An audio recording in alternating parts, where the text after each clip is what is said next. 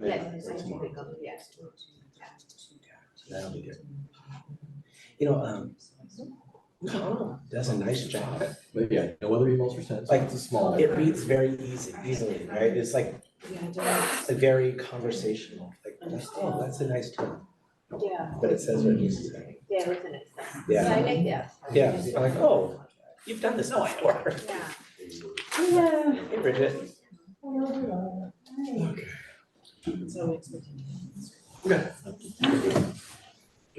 So do we know what the resolution is or the court has to? Sorry? Do you know the resolution is or is it still ongoing? We sent in a letter yesterday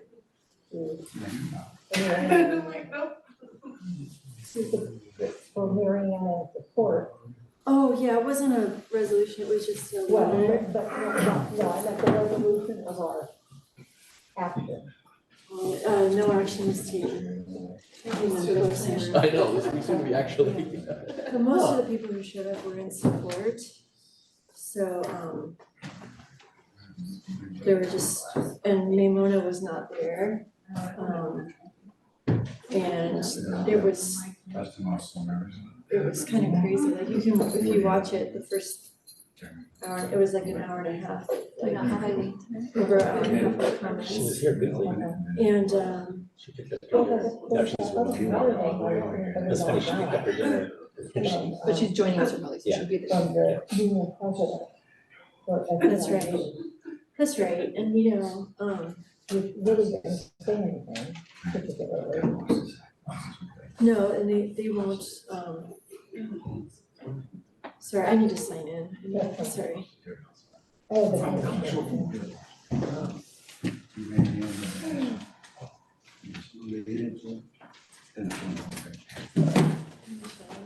Hi, hello, everybody.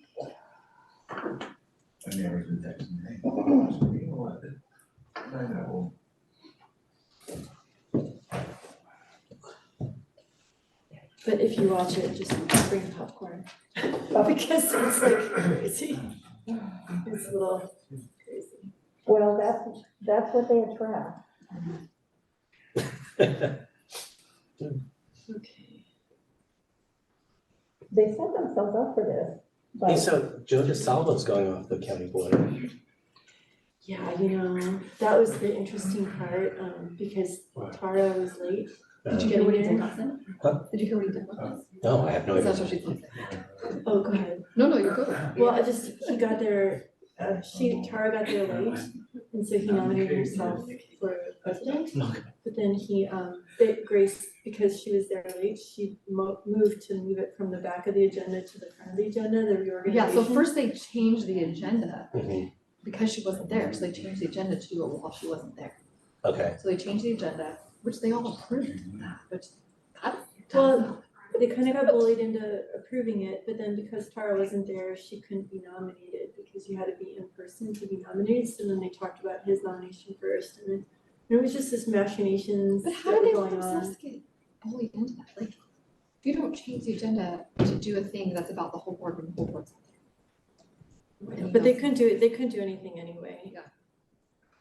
So Jesus, this isn't working still. But yeah, so then apparently, I mean, I wasn't there, but, You so got they it. did it, but there wasn't, because like one person could just like. Saying gone my down, password and changed then since the Tara last wasn't time I there, had So it. they did. So I entered you my have to old actually have- password, You have to have, and she's not then lucky to it's get in saying there it's too. not accepting it. So do you want? You need me You guys to there? Do you not wanna just wait till they're, cause she can't get logged in, Correct. Oh, you cannot log in? so I would wait. So I put in my new password, Okay, and it said, tell me your old password, because your password changed. Did you leave there? And so I said, enter your old think password, it's so I not entered on. my old password, Wait So a full minute. password, There try she is. change the exclamation mark, capital C. capital C please. See if that works. So yeah, so they couldn't like, put in, No? because they asked. You wanna try Eileen's? Sure, yeah, it worked last time, thank you, sorry. Because two were missing, they didn't get a majority, only 3 people voted, but they needed 4 to vote yes. So it probably was. and that was probably not her decision. I don't, yeah, but I think it was maybe later, I don't really, cause I wasn't there, like, I was checking.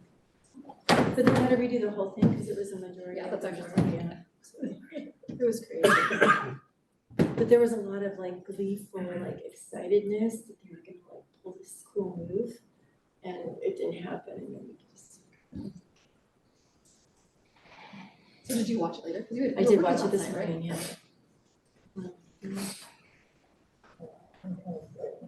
Are you good with her starting or do you want? Yeah, to go wait till ahead, you're I can just use the paper, I think she's ready. thank you.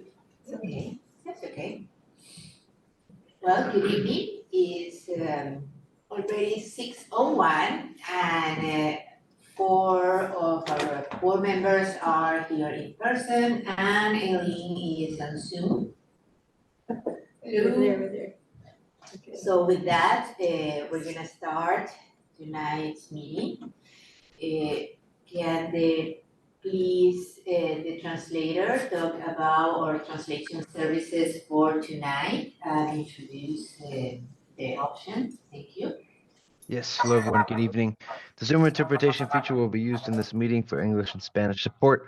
All participants on this call must select the language of preference by clicking the language when the host turns on the interpretation feature. This is found in the world icon located on your feature panel. Interpretation for this meeting will be conducted simultaneously. Thank you for your attention and collaboration. Buenas noches, se utilizará la función de interpretación de Zoom para soporte en inglés y español. Todos los participantes de esta llamada deben seleccionar su idioma de preferencia, haciendo clic en el idioma correspondiente cuando el anfitrión active la función de interpretación. Dicha función se encuentra en el panel de herramientas en el icono del globo terráqueo. El modo de interpretación para esta reunión será el simultáneo. Gracias por su atención y colaboración. Thank you very much. Now, please join me for the Pledge of Allegiance. I pledge allegiance To the flag of the United States of America and to the republic for which it stands, one nation, under God, indivisible, with liberty and justice for all. Okay, so I will now read our brief acknowledgement of Love and Life. Sunnyvale School District is located on the ancestral and unceded land of the Mpima Ohlone tribe, who have peacefully honored and cared for this land for thousands of years. We recognize that every member of Sunnyvale community continues to benefit from the use and occupation of this land. We acknowledge our responsibility to learn how the wisdom of the Ohlone people and to consider how we might work to repair injustices and to move forward together in honorable ways. Well, thank you for being here tonight and for listening to us online. Now we are moving to item 2, the approval of the agenda. Can anyone make a motion with the amendment? Do you want Make a public comment motion? first? Okay. We usually do public Motion? comment first. Okay, before we approve the agenda, On the agenda. the other way around. Is there any member of the public who would like to speak about this particular item, which is the approval of the agenda? Please raise your hand here or raise your hand online, your electronic hand at the bottom of your Zoom call. None. No, okay, seeing none, then we can move ahead. Or is there a motion to approve the agenda? I move to approve the agenda. I'll second that. Okay, with that, is there any discussion? No, okay. With that, please vote, say aye if you wanna vote for the agenda as it is. Aye. Okay, perfect. With that, the motion passes and now we have agenda. Convene, okay. So now we move to the next item.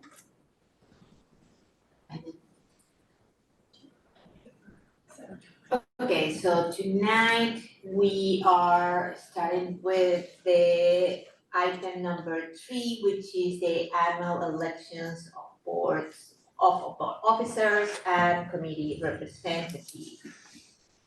We do have the paper here in front. Everything else is on the agenda. So let's go ahead, Mike, can you? Sure, so there was a suggestion to do this in slates. So we had the discussion last board development meeting. And so for the officers, the discussion led to Board President Isabel Hubas Flemrich, Board Vice President Bridget Watson, and Board Clerk Eileen Lay. So I suggest that we talk about that first. If there's a motion, we can proceed with that and then move to the others. Okay. Do we want to take public comment on all of it first? Okay, do we have any comments from the board, from the public? Can you please raise your hand? And this is referring item 3A, which is the annual elections of board officers and committee representatives. Please raise your hand now. Okay, seeing none, board, do we have a motion then, or to start our discussion? Yes, I move that we accept the slate as designated. Okay, is there a second? I'll second. Okay, so any discussion, further comments, questions? No? Okay, then let's go ahead with a slate vote on this. If everyone who is in favor, please say aye. Aye. Yeah, you're muted, but I think she's saying aye. Aye. Okay, with that, that first item pass.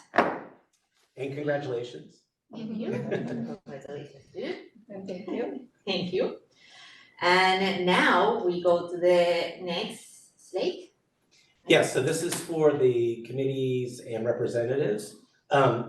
Two things we should note. The last one, liaison to Sunnyvale Neighborhood Associations, we're gonna take out city council, we're meant to do that. And then also we need a alternate along with Bridget Watson for the District Wellness Committee. I would like to be that alternate. Okay, So I actually do not wanna be the alternate, I don't wanna be the main person. okay, Because, like, for example, next Tuesday, I could attend that committee meeting because they've canceled it because it's right before break. There's a regular staff meeting that is like for work, for, just all staff for the English, okay. ESL program at the high school district. And they're really nice. They say you can miss those if you want to or need to, if you have something that comes up. But it's really helpful to be in those meetings because I'm a new person. And so so I can do next Tuesday's meeting, but after that their meetings are in person, they're here in the district office.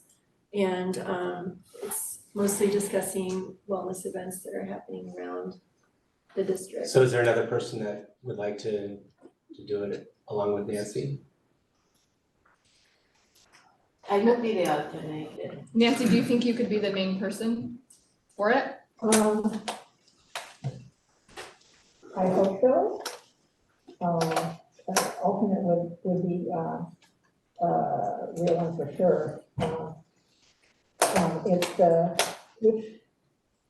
second Tuesday, the first Tuesday, or It's quarterly, I think it's or once a trimester, so this is the Tri-2 meeting. So there'll be one more in the spring and then there'll be one in the fall and then one right before break. So kind of So fall, I winter, can do- spring is how it Yeah, is. it's so I can do the one that's next week, but then there's one in the spring. Okay. So that, Michelle, would you be an alternate or if you like for the next years or? Remember what I said the last meeting, like Well, I think afternoons are my guarded. I think Nancy said she would do it and Isabel said she'd be the alternate. so So, that's fine. Okay, so do you want me to go to this Tuesdays though? I mean, next week Tuesdays? Yeah. that would be Okay, I'll do that. Okay. Okay, so with that, then is the change of what we have written down will be the principal will be, what is? So can we do this as a slate? Yeah, Yes. Okay. So, I move, do I need to read it all out or can I? No. So, okay, so I move the slate, yeah, Just clarification, I have Nancy's primary and Isabel. right. alternate for wellness, yep. So I would say with that change and also with the change of taking off city council on that last one, so it's just liaison to neighborhood associations. But then everything else exactly how it was in the agenda. Last Except time. for Isabel's name is spelled wrong in the second thing, in the school, SCCSBA thing. Oh, a spelling, this, yeah. It's one little. Okay, No, but So that's we my, know who you are. that's my motion. I'll second. Okay, so everybody in favor of that, please say aye. Aye. Aye. Aye. Okay, with that, that motion passes. Do we go to the liaison? No, we just did vote? the, Everything we is- did the whole slate, so we're done with that Everything is item. ready. Perfect. very efficient. So we have been past the first part of our agenda. How about that? How do you do that? Now, the next. Okay, so now we move to the study session. And the study session will be at the brief of CSBA Annual Education Conference for this year. You want to introduce the item? Sure. So the idea here is that we all went to the CSBA AEC meeting, and this is just an opportunity, some dedicated time to discuss it. And my recommendation was that maybe we go through each of us and talk about sessions that we attended that were impactful and maybe some takeaways. Okay. Do we start Do from, we wanna take public comment now? okay, Or we going to? before that, then if there is any public comment, anyone who wants to comment or question anything related to this item, which is 4A, is about the CSBA Annual Education Conference that happened in San Francisco.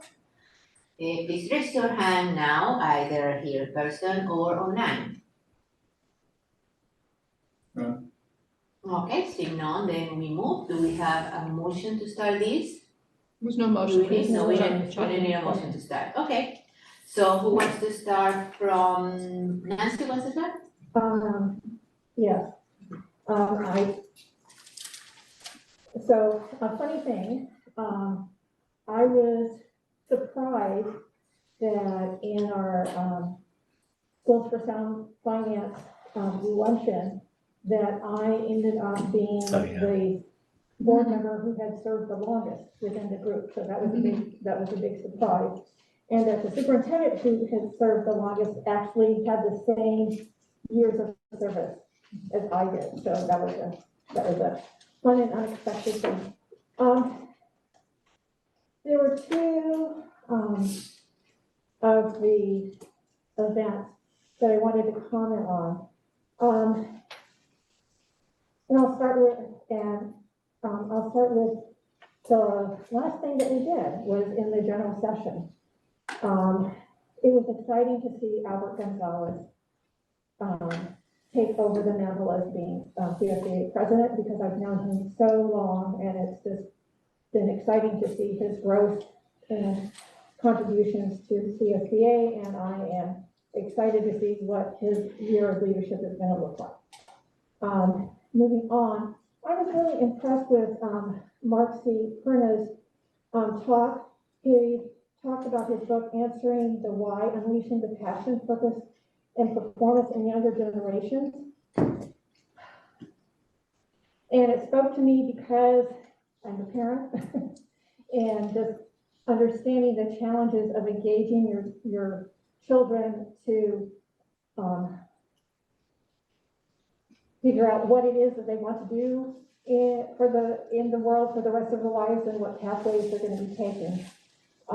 My big takeaway for that is that we need to start much sooner about these kinds of discussions. And as I recall from past CSBA, they had at the time, the president of the community colleges there, and he said that that they were targeting the potentiality, fifth graders, to talk about getting ready for, their career path. And I think that that's something that we should take on. I was really super impressed with the, career trees, the mapping trees that they have. And I'd like to see more of them coming up, propagating trees in our middle schools and even in dialogue at the elementary schools, because we need to make relevant the why, for why are we studying? And what might this course mean to me in a pathway? But I think parents especially may see their child's passion, but have no idea of how that might translate to something that could be a lifestyle choice for them moving on. I'm just gonna add an anecdotal, if that's okay. Right, as a parent of kids who are in elementary or just out of elementary and middle school, like that happens all the time, right? The kids are like, why am I learning this? Like, what's the point of this? And because I'm not a math person, nor have I used math nor studied math beyond what I had to do, especially when they do the math stuff, my answer to them is, so when you're a parent, you can teach your own kids. So that I've forgotten it once they get past like 7th grade. But I think that would be a help, right? So it's like a funny story, but it's true, right? Like learning, like, hey, you might not be in a specific math like track, but this is how math would be used in a variety of jobs. So me and my kids aren't like, well, only so you can teach your kids when they're going to school. Like, how is it actually relevant and helpful? Past the like addition and subtraction reasons, those are helpful. Yeah. Yes, so that's something that I would like to, it's a different form of equity, is making transparent where all the learning can lead to. And it also underscores a different kind of parent engagement that we haven't done before. Then there was also a workshop I attended on UPK, and my takeaway is that Sunnyvale is really doing everything very well. I was only one of 2 people in the room who understood the multiple pathways. And one of the presenters, Jackie Tu Fong Wong, and I are thinking about doing a workshop to try and demystify UPK, TK, and engagement with the larger community about multi-tier systems and how we can engage the community childcare providers in providing options for that particular solution. Okay. Okay, so the next, Aileen, do you wanna share something? Sure. I think I spent most of my AEC following the advocacy track because I feel like that's what interests me or what I'm most passionate about with this job. I feel like maybe that was a poor choice because I feel like a lot of it had been covered in the past. I remember the money, politics, and power one was interesting but disappointing. I feel like I was a little bit less wide-eyed this year than last year, which was was like, oh my gosh, this is all so new. I also attended oh gosh, the feedback is really distracting. I've never noticed that before. Okay, sorry. I attended one of the sessions about LCFF funding, the 10-year anniversary, and what comes next. I found that interesting. I found it disappointing that they were unwilling to even bring up the topic of regional cost indexing, which would be beneficial to many of our neighboring districts. But it seems like that's yet another third rail that we can't touch. And that's just really disappointing. It feels like education funding is, if we're penned in by all these third rails, then what can we do? I think the thing I remember most is the third general session because, you know, that was the thing we closed on. But one of the things that really stuck with me, but not really like in a like profound way, but in a wait, but way, was when he was talking about if you have the why, then the how will come. Or if you have the want, basically, if you want it, then and I Right. I understand that sometimes you say catchy things so people can remember them and they're an oversimplification. But I was just sitting there and going, you know, I come from a family where a lot of people have ADHD and their brains don't make the dopamine that they want, that they're supposed to. And no matter how much they want and they struggle, their brains aren't going to do that. And sometimes store-bought is fine. And I just feel like I respect where he was coming from. I get the general message, but that felt a little bit oversimplified to me and maybe even a bit ableist, like in a way that didn't recognize neurodiversity and the struggles that people have that do get in the way of their wants and that needs to be solved in other ways. I also enjoyed hanging out with Nancy, who I have never previously really hung out with. So that was nice. And that's my takeaway. Thank you. But before, I just want to comment on one of them. Eileen, when you're talking about the, you know, that money, power, politics, you know, because we were there together, right? I had talked to one of the gentlemen who does it. I had like seen him on the street actually, and I talked to him about that, and I said, hey, like, we miss the, like, it almost should have been two separate things, like one about the education stuff that we heard, and one that's just the like, because he used to call it pure politics. And he kind of agreed with me. So I said, please next year, like they're both really valuable, but keep them separate because we didn't really, and he was like bummed. He's like, yeah, I didn't really get to dive into the politics. So anyways, it's just interesting that like what you and I kind of felt, I then got to talk to one of them. So hopefully next year they'll separate the two because they're both important, but each could take their own section. Anyway. Oh yeah, and that room was like nowhere near big enough. It was just, yeah, that was also fun. Yeah. We sat on the floor. Yes, some of the popular ones close very early. Bridget? Sure.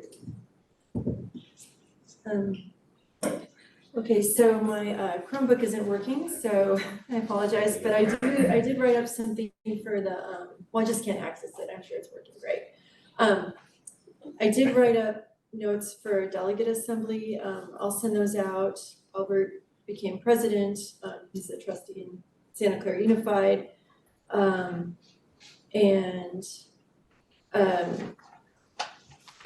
also I'll send in my other stuff, but most of the seminars that I went to did not have the packet available to download. They all said, email us and we'll send it to you. And I was like, okay. So I did request the one for deconstructing a bond measure. We saw it, Isabel and I saw it on the last day. It was really interesting. I think they did a really good overview. We saw lots of people from our county there. And they did say that there were some new studies out, which is actually what I really want to get a hold of. Some new research that said they have data that shows now that if you spend money on bonds or just spend construction money to build classrooms, that it increases academic performance for all students, like in all.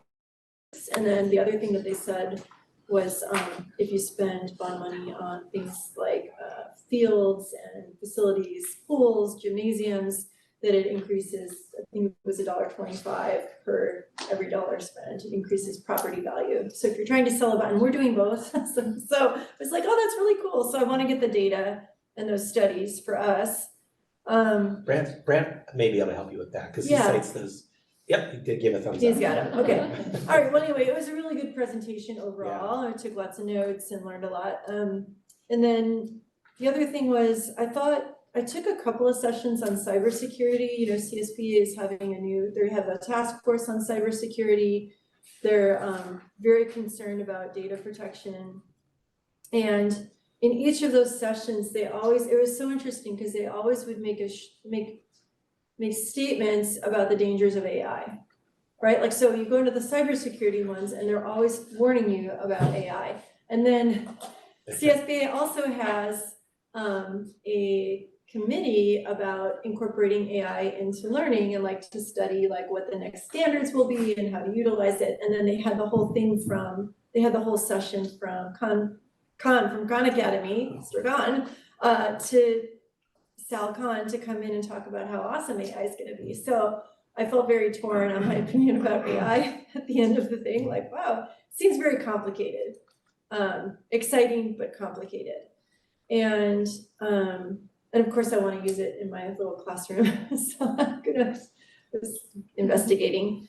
And then the last thing was, I mean, I saw so many great things. I saw one that looked like it was gonna be really great, but I think Isabel and I went into it together and it was about, it was innovative, or no, it was like, it was about really working with your population and getting to know people and outreach and whatever the title was. And we got in there and they said, we live in a very diverse community. It's 80% socioeconomically very advantaged and 20% not advanced, you know, like socioeconomically disadvantaged.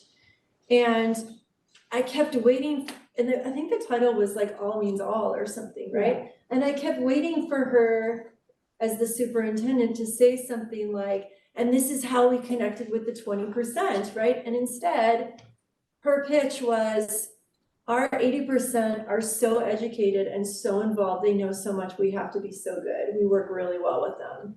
And I was like, but wait, what about, like, I was just like waiting for them because I was like, wait, their title is like All Means All, like whatever it was so frustrating. So I left that one and I hustled over to Innovative Practice Model with McKinney-Vento, and that was interesting because that was all about supporting the students, supporting the families, and kind of creating social activities for kids who were kind of all going through stuff together. It might not be similar stuff, and then they didn't feel so alone. And I saw all sorts of people I saw a lot of you in all the things I went to, so.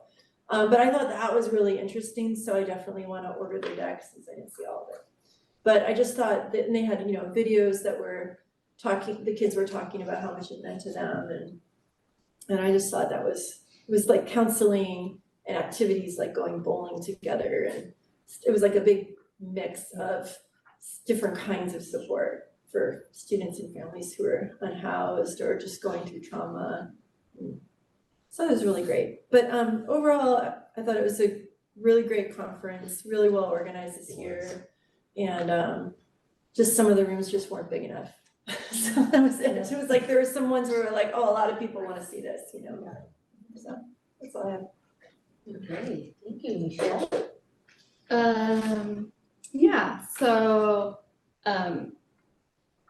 the first, I think this year probably the general sessions are always really good, but I think like I just really liked the general session. So I didn't write down the name, I just put first general session. So whoever spoke at the first general session, he said we are solving the wrong problems, which was just like an interesting space, and I think kind of fits well with like not necessarily we've been solving totally the wrong problems, but just I think we're just pivoting to like, let's not try to solve it our own, but let's really do the hard work of getting all the community to solve the problems, right? So it kind of connected. And then I just loved he had like, I'm not going to go into it, but he had those like he talked about like change feels really hard, like changing things is hard. And he's talking about like a sport thing, but if you just pivot, right? A pivot is much easier than to like change direction if you're playing sports. Oh. And so then he was talking about like, you know, he said like pivot is a small change over time that leads to actually huge changes, right? And so then the 4 things he had talked about, I guess I'll show them really fast. It was lens to mirror, and the mirror work is harder. This is kind of our individual work, right? Transactional to transformative relationships, problem to possibility, and then the last one was hustle to flow. We all kind of have this like addiction to frenzy and being busy. Sean Ginwright. Thank you. I didn't what know. Did, what did he do? Like, was a book or like what is his? He wrote a book. What makes him kind of famous? A book? Yeah. Okay. His doctor, PhD. Yeah, so he's a PhD and then wrote a book. Okay. So yeah, and then he had given us some he gave us like 3 kind of to-dos. And one of them, I started looking like that day, but I need to look up more, but he talked about like people generally about becoming certified, healing, like, I don't know, what I wrote, this is not right, but like becoming certified, in healing centered engagement, that's where it is.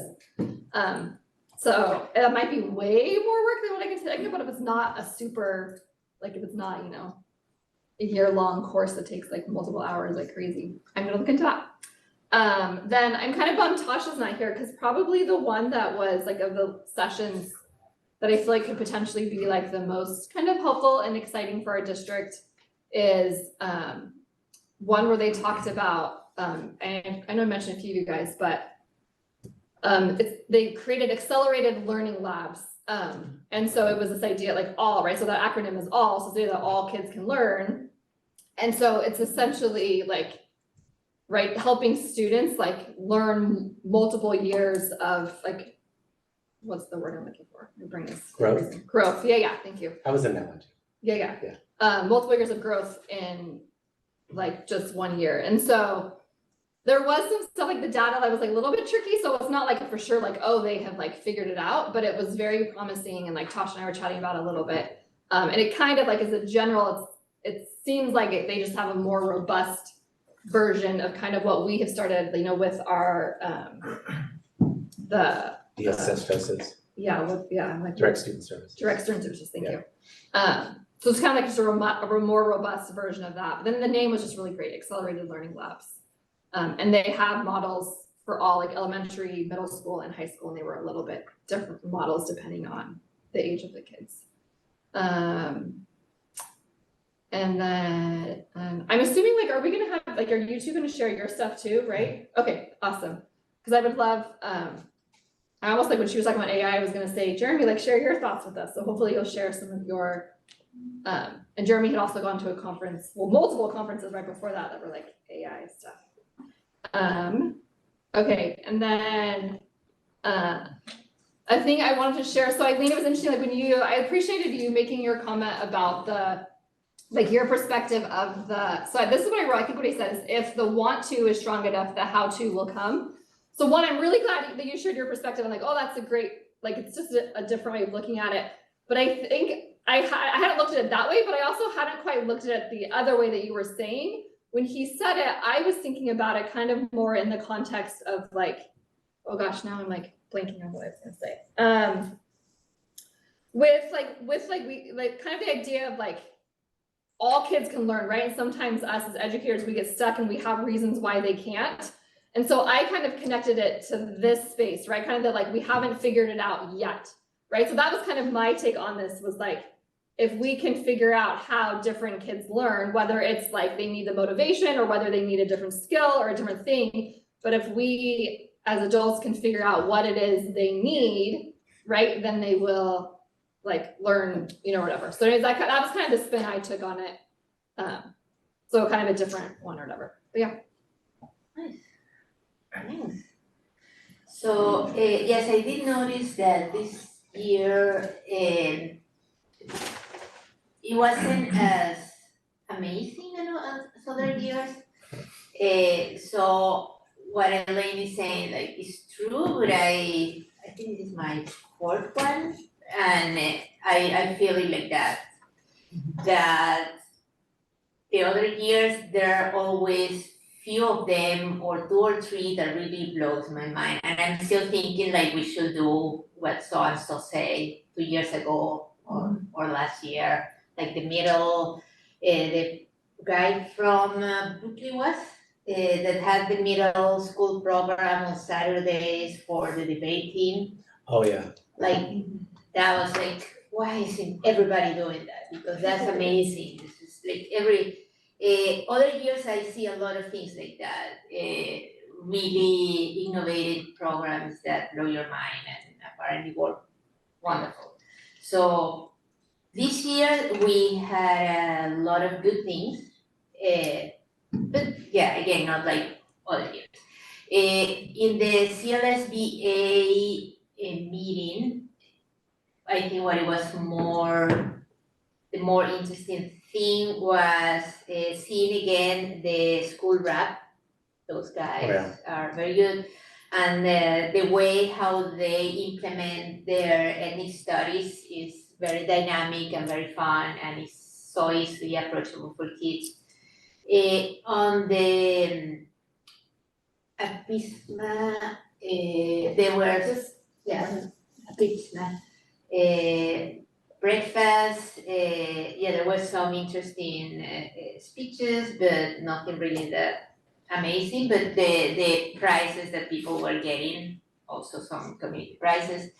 Then the general sessions were pretty good as usual, but I really like, I think I like all of them.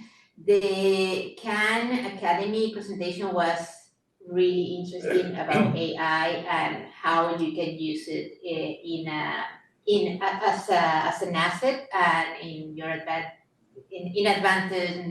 advantaging kids' education and accelerating education, and how it can be like an extra tutor and not a cheating tool. So that was very interesting, and he explained it very clearly, and I think he got the idea out of how they're doing it. I like the last guy. It was very interesting, very dynamic. At the beginning, I didn't like the tone that sound like way too sales speech, like an infomercial. But a few minutes later, And he talked even yeah. faster than Jeremy and I at the beginning. I said, and he talked even faster than Jeremy and I at that beginning.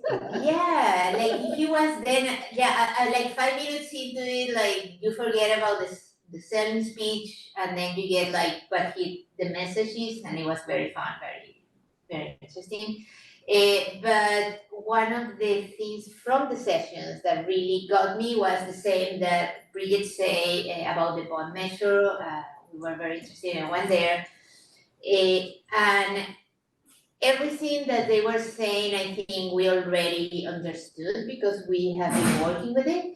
But the part that the study that say that for every $1 people invest in a bond measure, that in facilities you will get 1.25 in return, that part was like very interesting, very clear to see, like the message got through. Yeah. So another one, well, the community schools, I was just hoping that they will talk more about how to make them more sustainable, because that's how they promised. But then we got they didn't, Just say, no, they didn't. yeah, no, they didn't. So we knew where they were, and they were saying like how to make it sustainable was part of the description. But once you were there, it's like, well, invest in it and good luck. Maintaining it, like just keep paying for it forever. So there was no aha moment or trick about how to keep sustainable funds for that. Another one that was very interesting, the music one, because they had a different approach to the ones that we visited in Morgan Hill. They had the math and music program in Morgan Hill 2 years ago that I talked a lot about. I think was the week after Aileen started and the board, like we went, or I don't know if she already had the oath, but it was like right there. And it was, the other one is math and music. They have a similar system about singing in kindergarten, but I think they started the strings instrument early on. This music program, it was a little bit more relaxed. They got a choir and reading music and still some phonics with music at the beginning in the early grades. But then they did recorders all the way to 4th grade. So they didn't start in other instruments like the ones in Morgan Hill that everybody plays violin in 3rd, and then they keep moving to other instruments and make the big orchestra before 6th grade. So they got the instruments a little bit later, but it was very interesting how, they made it more sustainable for them to pay and to renew and to maintain in the way that they got the instruments slower. And they still saw a huge increment in grades and academic achievement right after they started to integrate in the music program. Where was So- that? This was Music for All, let me see, and it was from. Is that the, did Tasha go with you? I know Tasha went to a music one. Yes, was it? Yeah, probably. I know she went to one that she thought was interesting. Yes, so we went, yes, she was here before. Lowell Joint School District. I don't know where Lowell Joint is. So that was a different approach that we heard. We heard also about that in Los Gatos before, how that is Los Gatos now in Monterey Bay school, how they approach and how they were able to get their music program in a different way, but it's just another option on how to be able to fund it and integrate it with the school. I think those were the ones that really impressed me more and stay with me. And yes, I was expecting a little bit more, but I suppose. Oh, and the one about the safety, because we've been talking a lot about safety. San Mateo started a comprehensive study to San Mateo County to unify the communications, to make them clear about the communication and safety in different circumstances. And they got a very big study where they have, depending on different circumstances, the way how to get a clear message and how they got them ready for many different situations and how to act into them. And I gave Mike a very interesting graphic that explained it kind of well. But the interesting thing was that this one is for free. It's called Big Five, kind of like the store. And it is like 5, they put it in a very graphic and very interesting way to understand it right away, 5 different points on safety. But they explained that sometimes if people try to, there is a huge emergency, everybody is, trying to figure out, if you get the message that you just wrote, everybody's gonna get confused, and then you need to prepare when you're calm, when you think in all different scenarios, so you have 90% of the message done, and you just, put the name of the school or whatever in front of it.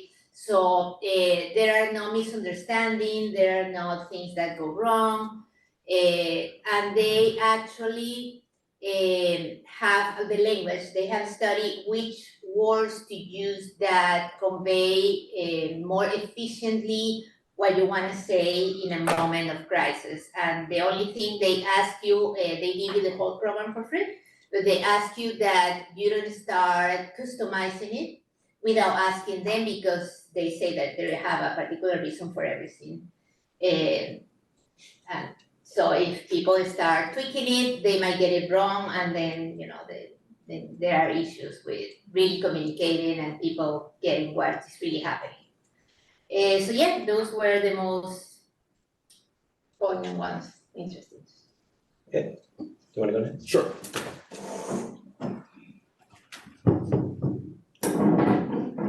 So the conference, this has been the past, I guess, 8 weeks of AI for me. I've been able to attend 4 different events, and so it's been a little, so I'm gonna tie those together if that's okay. CSBA was the latest, or the soonest to go. That's the weird way of saying that, the most recent, how about that? And then during that week, Michelle, you alluded to it, there was the California IT and Education, that's the Association of Public School Ed Tech people. So a lot of Jeremy's running around from districts across the state.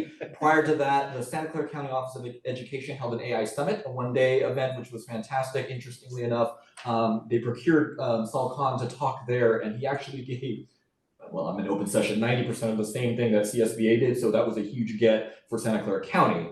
And then the first thing that kicked off in October was a Stanford Accelerator event on AI. And so all different levels, and I've been, in addition, we add into that our strategic planning process, so I've had all of that machinating in my head for the past 8 weeks, so. Machinating, Thank that's a you. good word. Thank you, it's a new word, and I'm, Desmond, I'm trying to speak slower. Oh, I got thumbs up from Eileen, that is fantastic. All that to say then is, I think, Bridget, you hit it right. The tone of this about AI is a dichotomy between either it's super exciting or danger Will Robinson, right? Like and it's actually both are true.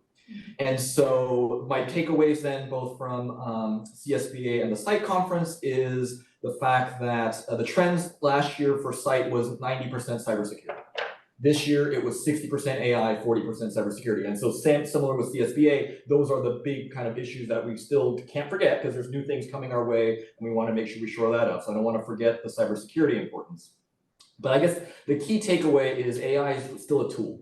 Okay, and it's a fantastic tool to be able to accelerate, but we either have to define what it is or we will be owned by it. So that's, I think, our approach here in Sunnyvale is what we're trying to do is just make sure, kind of start with an inside out about define what AI is, because if I ask each of you right now, what do you think AI is? Maybe ChatGPT might be the other thing to come back, immediate thing to come out of your mouth, but there's also generative AI, large language models, artificial generative intelligence. Like, so we have to define what it is for us. That's the one thing, and that's the first way to control it, is to define it. And then really start with the adults, especially as an elementary school district. That's what I would like to recommend also, is the fact that we have to then engage ourselves, because this is new and scary to all of us, be it staff, community members, et cetera, and then really define it, because again, our students are ages 4 through 13. So I think high school districts have their own different problem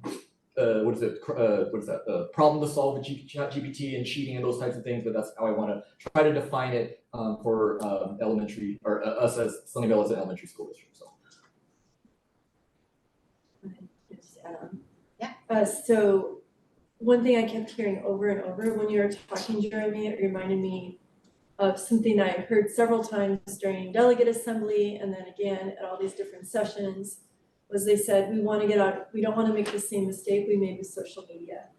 We want to get in front of this and we want to understand it better and the implications for the kids and for education. And I was like, oh boy, because It's already out there. social media is really big and like really, and so, I mean, they're really thinking that this is a game changer. Yeah, there was a lot of lessons learned in comparisons to even the rollout of Common Core, social media, definitely these analogies. And I think for us, it's the strategic planning process is actually perfect, because that's defining what our purpose is here as a system. And then AI can be utilized to amplify those tools. And then just a couple of cautionary things that I just want to make sure that we're aware of is that AI is a great tool, and that's accelerating at such a great pace. And so there is that equity lens where it's making it available to all, but we really want to just make sure that we're not just arming everybody with this, because again, imagine an unsupervised student with access to AI and we just say, hey, you're off and running, and we think that we're doing great things for them. We just want to make sure that we put everything into context with that equity lens as well. So equity is great to make sure everybody gets everything, but on the other hand, making sure that it's not accelerating the wrong thing, because that's technology is just a great accelerator. So I think that's most of my kind of big takeaway notes. Oh, and then the thing that I've been talking to Mike about at a rapid pace, almost as fast as that third general session speaker, is our capacity as a public school district to be able to change, to adapt, is something that I'm just trying to understand, even the structures of how teaching and learning, like what this is, as well as, we have ed code binding us, federal law, our own bargaining agreements. And so if we don't look at our structures, the change is just going to leave us behind, because we're not going to be able to pivot. So there's that piece. And then the last thing I'll say is the big lesson learned from the SITE conference was this is not, AI is not an IT thing. Districts, many of my colleagues are getting frustrated because then their boards or superintendents saying, hey, AI is coming, IT, take it away. And yeah, it's a system-wide change on the human capacity side, not just the system. So Eileen has her hand raised. So. I'm still here, but I need to turn off my camera. Oh. Okay. Just want to apologize to everyone. And the debate. And so yeah, so those were kind of my big takeaways. Not unfortunately a lot of questions, not a lot of answers yet. Perfect. Maybe we will somehow add it somewhere next year when we have some answers to inform us and the public about our approach? Yeah, I think that, yes, something to that effect would be great, and I think that would be wise, yes. And it gives us a little bit of time to, instead of, I could throw a presentation together and we would just be talking about ChatGPT 4.0 and plagiarism, so Yeah. that we need to make meaning of the larger component, so yes. Yeah, and as like, not just the bad side, but how can it benefit the kids and make it equitable, like Karen was explaining, or, I mean, caveats. Thank you. So, the last thing I'd like to hold on was, it's a tool, and you don't necessarily, with tools, one size does not fit all. And so there may be something that AI is not the best way of approaching the situation. So it in that particular way, it's a little bit different than the social media wave. So it's a matter of knowing how to use it when. Yes. Okay. Mike? Thanks, that was a good discussion. So a couple of highlights for me. First of all, I wish there was like some sort of way to account for how many school districts have their whole school board and 3 cabinet members there. I don't think there's that many. I mean, We should have done a raise hand for that. they should have, right?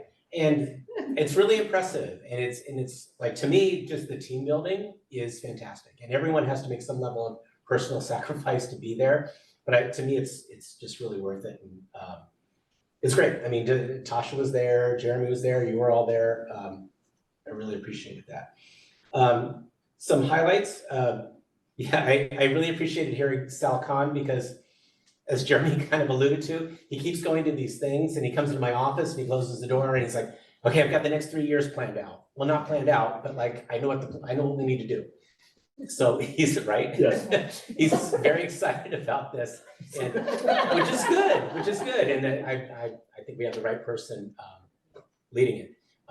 And I've heard a couple of other sessions. So the Superintendents Association had something in our Santa Cruz conference beginning of the year. And then oddly, at Rotary, there was like a really good speaker on AI, showing that just the different forms of AI that there are in just like a 20 or 30-minute presentation. So there's so much, I agree with your approach, like let's define it first so we all get on the same page and then go from there. So that was great. Mark Perna, it was interesting. In the end, I thought he was pretty good. When he started, I was thinking, okay, who is this guy? What are his credentials or his experience? And I don't know that he really ever shared that. In the end, there were some good things, some good nuggets to take away, but like to me, that's sort of a caution when we listen to these presentations, like wherever we go, or we read something, like, well, what's the evidence that this works? So, for example, Michelle, you're talking about the ALL, the all session that we went to. Like we were asking some really good, like maybe someone went into the data. Was it you that went into the data? Yeah, afterwards I went and talked a little more about the data stuff, yeah. Yeah, and like actually went in like, okay, so how much did they grow? And then like, and one of the things that they said that, which is very real, is you can make 1.5 years worth of growth, let's say, and it might not move you up a performance band. So. Or you might even make 2 or 3 years growth and you don't move up performance. Right, That's a good exactly, example too, yeah. exactly. So it's just like good data prompts more questions. So I thought that one was really interesting. There was another one on wellness centers that I thought was really, really good. They shared several different models for wellness centers. Again, talking about what's the ongoing funding, which is a challenge, although we're in a fairly good position if we can just kind of organize the resources that we have and then welcome in new ones when they're available. But organizing what we have and having a vision, I think is really important. They talked about being culturally responsive in wellness centers, which I think was a big thing that I underlined. And then a question that I always have that I don't have the answer to is when you're talking about wellness or supports, at what point is it the district's responsibility, and at what point is it an outside agency's responsibility. And it's the district's responsibility to connect the students and families to the outside agency. So like, what's our fiscal responsibility and what's someone else's? Because as you open the door to wellness, like that's great, and we know the purpose is to achieve our mission. Anyway, so I think that's just an ongoing question that I always have. And I guess the last thing I would say is I actually really enjoyed the trade show floor in a weird way, because usually I'm like a little apprehensive to go in there because I'm afraid I'm gonna get a lot of phone calls and all that emails and all that kind of stuff afterwards, and a little bit of that has happened. But it was a really good opportunity for me to talk to people that we work with, our consultants, our attorneys. Like Martha was there, I had a good conversation with her, our attorneys, some others, in a more relaxed atmosphere and really learn. And then there were several. Pay $500 an hour. And without having to pay $500, exactly. Although I'll be, you know, I think our consultants, our attorneys are pretty fair about that stuff, but you're right. And then I actually was able to go up to some booths and just learn. Like there was a student survey one that I shared with Paul that like might be a possibility, a different approach.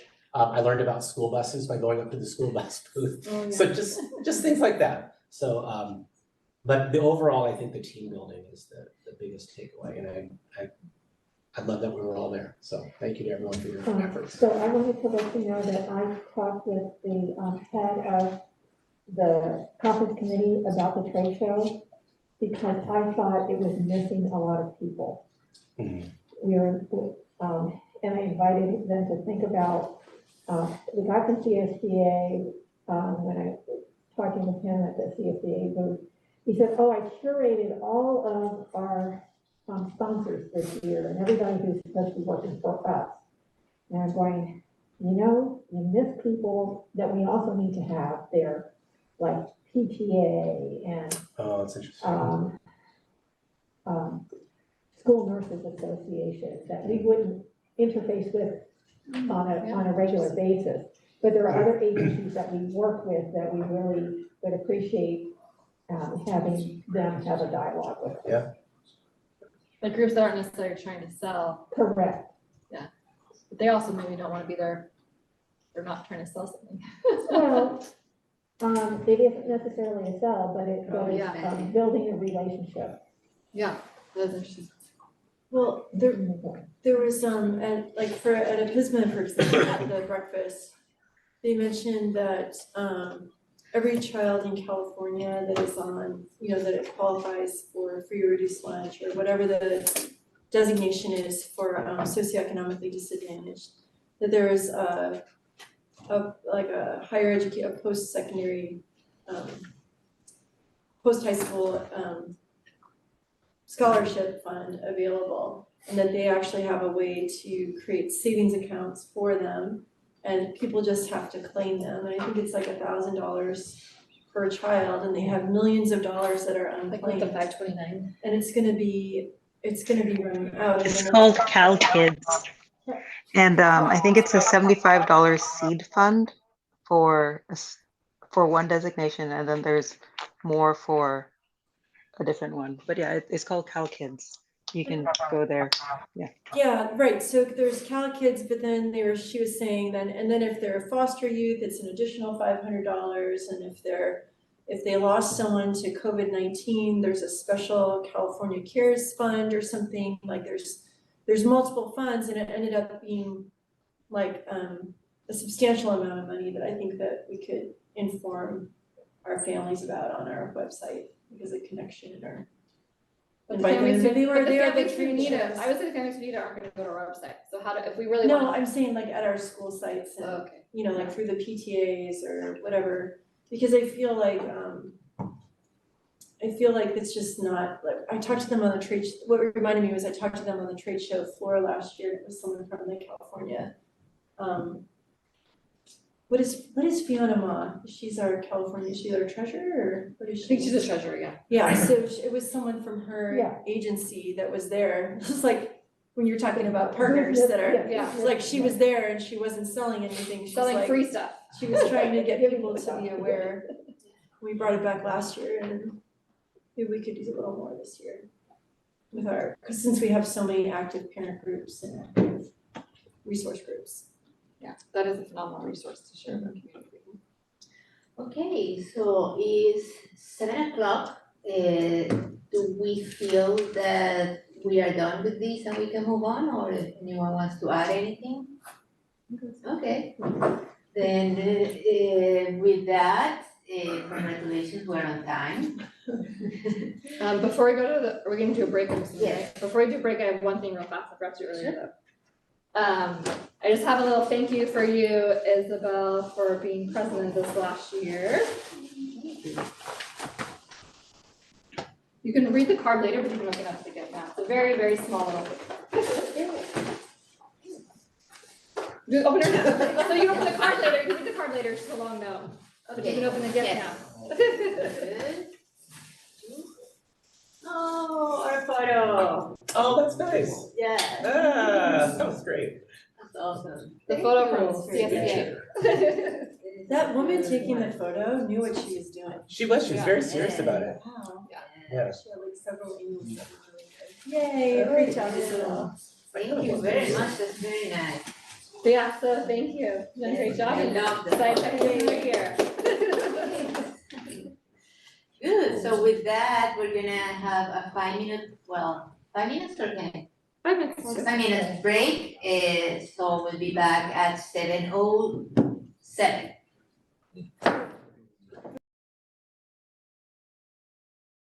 There's some 50 cards, one's for Stephanie, the principal at Ellis, we can sign it, and then one is for Sharon Lissette, who's a coach at Fairwood.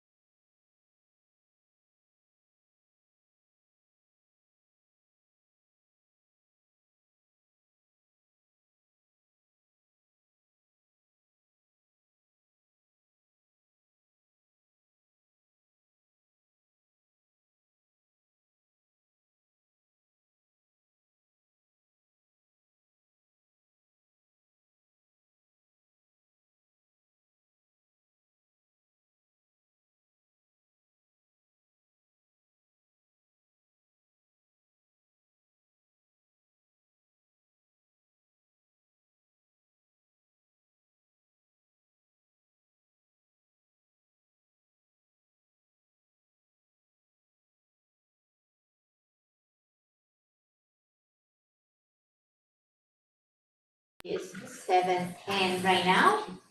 We are back in session. And with that, we are moving to the next point, which is item 5, comment from the board and superintendent. If there is any member in the public who wants to speak on this, is that one? We don't have comments in that one, okay. So we are gonna start from the bottom up, and Eileen, are you able right now? You wanna go last? Or later? Oh, I can go. Okay, so last weekend, my parents were here. They were helping me take care of my children, and they said jokingly to my older son, "Oh, hey, John, we're going to San Diego. Do you want to come? We're going tomorrow." And he said, "No, I have a field trip." And this was so cute because, you know, he loves going to San Diego, but he had a field trip and he was so excited. And it was his class's first field trip this year. They're in 3rd grade. They went to Palo Alto Baylands and I went with him and he was so excited. And he really took initiative to get ready that morning, which is very, very rare for him. But he was like, "Mommy, I need an extra pair of socks. Mommy, I think I need an extra pair of shoes too.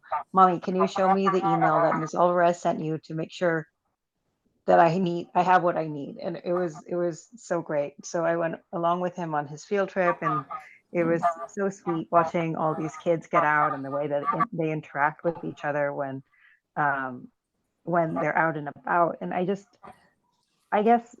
to me, to some extent, that goes back to what the man in the 3rd general session was saying, that for some kids, like that's a why. That is one of the whys where kids go to school, where kids get excited about school. And I think that's so important, just to have that why. I know that one of my friends, her child also went on his first field trip, not only of 3rd grade, but ever. Like as a 3rd grader, this is his first field trip ever this week. And I would like to, oh no, oh, sorry, baby, stop that. Okay, I would like to agendize as a future discussion item, discussing equitable field trips. I know that not all of the grades at all of our schools have field trips every year, and that especially the Title I schools have very limited field trips that they go on every year. And so that this doesn't take staff time, I think this would be good maybe as a discussion item. And if staff doesn't have the data, I know that the Ed Foundation has collected the data on the field trips that that schools have told us that they go on. And I would love to talk about this more in depth as a future agenda topic. Yeah. Great, thank you. And Nancy? This month I've attended the Strong Start Coalition meeting, and they had a very interesting speaker who talked about climate change as it relates to children. And it is a very different way of thinking about planning, crisis management, when we deal with disasters, but have it from a child-centered lens. And I thought that was very helpful. I also attended the LPC, Local Planning Council, Communications and Outreach meeting today, where they talked about projects for the year. And it was exciting to see about their legislative advocacy, and I'm hoping that I'll be able to be a link between the LPC and our Santa Clara County School Boards Association Legislative Action Committee as well. Thank you. Thanks.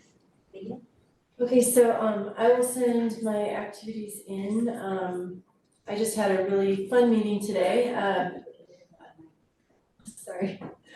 So I had a fun meeting today with Mr. Herrera from SMS. He's doing a cooking class and he's going to be part of the Sunnyvale Education Foundation's mixer /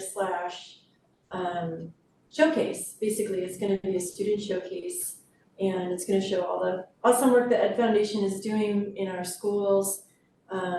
So you've all gotten a save the date from me for the March date. When did you send it? I've sent it, a couple weeks ago. I don't know. If I got it. I sent it after Thanksgiving, but before, I will send them again. I will send you all everything What's the date for again, it? multiple times. It is March, and because I don't have my computer here, I don't have access to I had everything written down, so I apologize. But it's March 21st. It'll probably be around 6 p.m. And the theme is the art of education this year.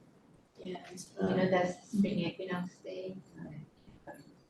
well, it's just gonna be even more fabulous then. Do we So not have a, oh no, the board meeting's the 14th. no, it's not on a board Yeah, yeah, meeting. We worked really carefully Yeah, with the TO. So we're hoping everybody can get there, but we're really excited that culinary class is gonna be showcasing their food and their work there. So just in general, I would just say that it's been a lot of activity happening with the county and getting all the meetings set up for the Legislative Action Committee. We're booking them into January and February. I think I sent out a note to everybody that Capital Advisors is having a budget review at the end of the month at the County Office of Education in January. If you can sign up for that, I think it's in person, but it's usually they go through it with a fine-tooth comb. So that's all I have. I've just been on the phone and writing letters. So that's all I'm doing, sorry. Michelle?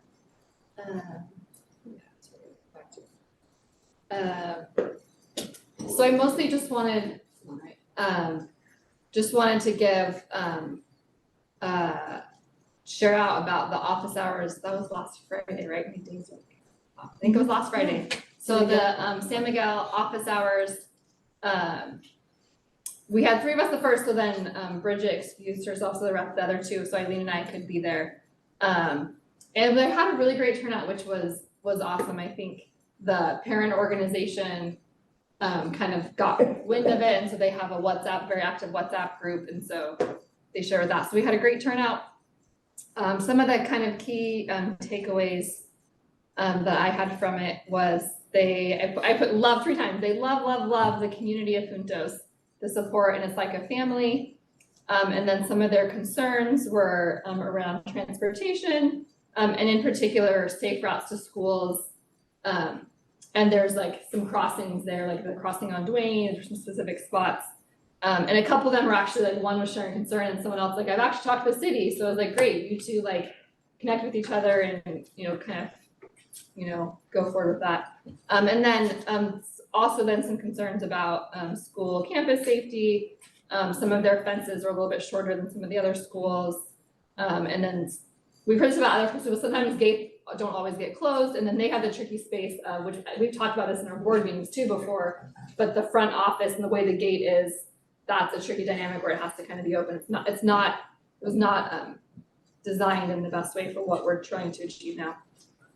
But yeah, it was really great, and it was a great turnout, and that's all I wanted to share.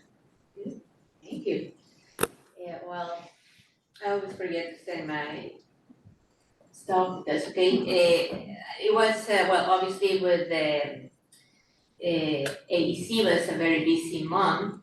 We also had some CLSBA meetings in between, and we're very excited that the Hoffman's Award is having 20 programs competing this year. We didn't have time with so many things to put it together this year, so hopefully we'll have another award next year. We'll see.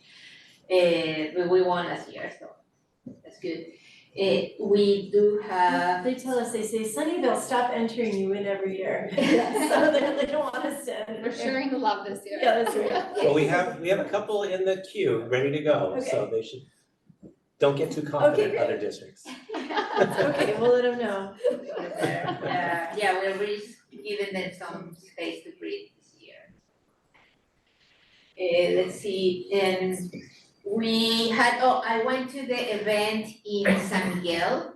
It was great, a lot of The community. Winterfest or whatever, yeah. The ballet folklorico was there, the kids were awesome and adorable. There was a lot of dancing from everybody in the community, grandparents, kids. There were kids that were dancing since early until everybody was leaving. They had a lot of success with their clothes auction. So it's a beautiful thing, a lot of food, great food. I think that was the center of many things. Yes, there were a lot of events in the community. I'm talking about sacrifices today. Yeah, Daniel is having his concert, I think they now get it that they do it the same Thursday every year, so I missed it last year, I missed it the other years, now I'm missing it again. So it is what it is, and then, let's see, it's been, every other organization has been having meetings in the last month, so I've been into that. I'll try to remember to send my comments later, thank you. Okay, just a couple things. Just a reminder, I don't have to remind the students or the staff, but next week is the last week before the break. It's a 4-day week, so we have Friday off. And there's a thing that probably staff have heard me say, because there's one year where I shared it at all the staff meetings. And that is, so when I was in high school, I wasn't very good at track, but my best friend was the state champion for the half mile, okay? And so I've watched a lot of half mile races, 880 yards or 800 meters. And the thing about the half mile run is that you have to sprint at times, you have to really run hard at times, but there's no way to sprint the whole race and be successful. So to be successful, you have to be strategic, you have to know when to rest, and you need to know when to go hard. And that's kind of like a school year. So as we head into the break, this is one of those times where I want people to rest, to really get their rest, to be ready to do their best in the coming year, to finish strong. So that's my thing about breaks. I think it's important to take them. I've also been thinking about the next couple of school board meetings, and I've been thinking them through the lens of alignment that we've been talking about in the strategic planning. So kind of starts with tonight. So we have a presentation on family engagement. Family engagement is one of our district goals. So that's why we're doing it. And so I think as we organize our meetings, we should, and we have been doing this, but maybe with a little bit more intentionality, think in terms of like, what are our discrete district goals? Let's do presentations on them and think of it in terms of alignment with, okay. January 11th, Performance Fact is going to be here, and they're going to give us an update on the strategic plan process. We're starting to develop the district goals that will take us for the next 6 years. So like that will be interesting to think in terms of, that's not just like, oh, we're working on the strategic plan and then later in the spring, we're going to work on goals. Those are the goals that we're working on for next year. So it sounds obvious when you say it, but like I think we've been like those arrows that pointed in different directions. So that's what's excited about this. February 1st meeting is the state's making us do a mid-year LCAP update. Okay, and they're going to make us do that forever. And that could be annoying, or we could embrace it and say, what about from now on, we looked at that February deadline, I think it's February 28th. We look at that February meeting, and that's our half-year progress report towards not just our LCAP goals, but our strategic plan goals. So looking forward. So as I'm starting to build next year's calendar, now that we have a calendar for next year, like in February, what's our mid-year update, right? And so they're the same goals as the board goals, as the superintendent goals, it should be aligned. And then February 15th is governance development. And we've invited Greg and Sandy, the 2 facilitators from last time. So we have a little bit of time, but it'll go fast. So to start thinking about like what topics we want to plan for that meeting. So those are the next couple meetings. And again, I'm constantly thinking in terms of alignment. So our efforts can be really focused and we can get the most we can out of strategic planning. That's all I have. Thank you. Sure. And just wanted to add a couple of things that we've been talking a lot, and even Tasha was saying that she is thinking about that, what Amy said about putting together a plan for field trips. Sorry, Jesus? I think better hand it. Oh, okay, sorry. That, yeah, putting together a plan for field trips, which is I think it's very important to talk about what is Just- the minimum we wanna have. Yeah, just a comment. I put that on our cabinet agenda for Monday to talk about when we can put it on the agenda. We can't discuss that now because it's not agendized. Okay. Good.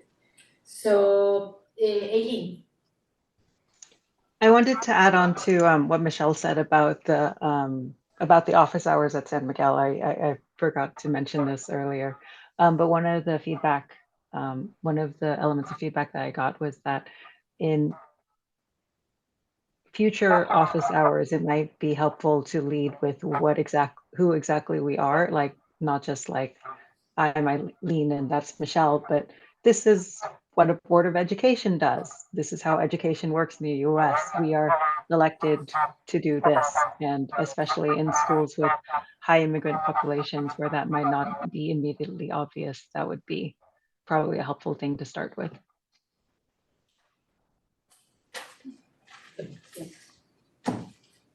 yeah, I think that's very valuable.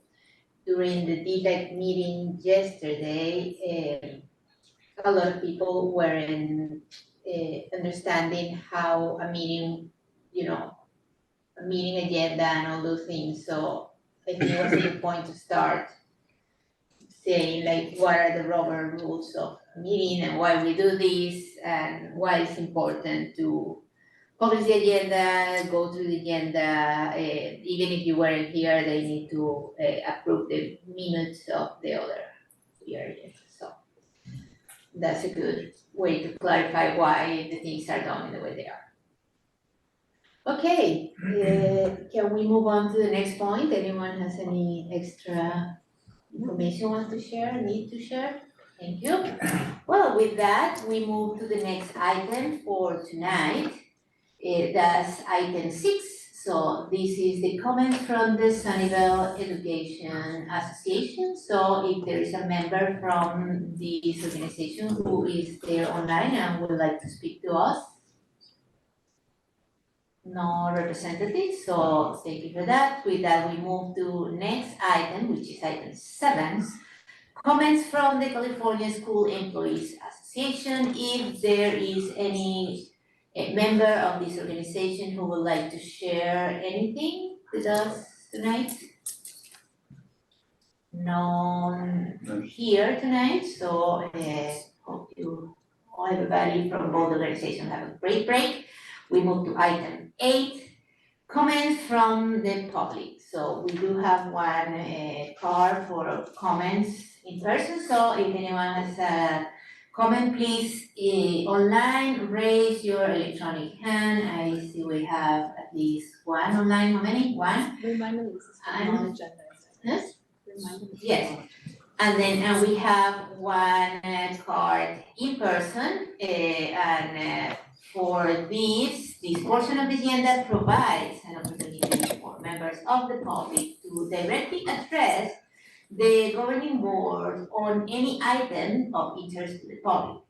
However, provisions from the Brown Act, Government Code 5495, 4.2a and 3 preclude any actions be taken on any item that is not appearing on the posted agenda.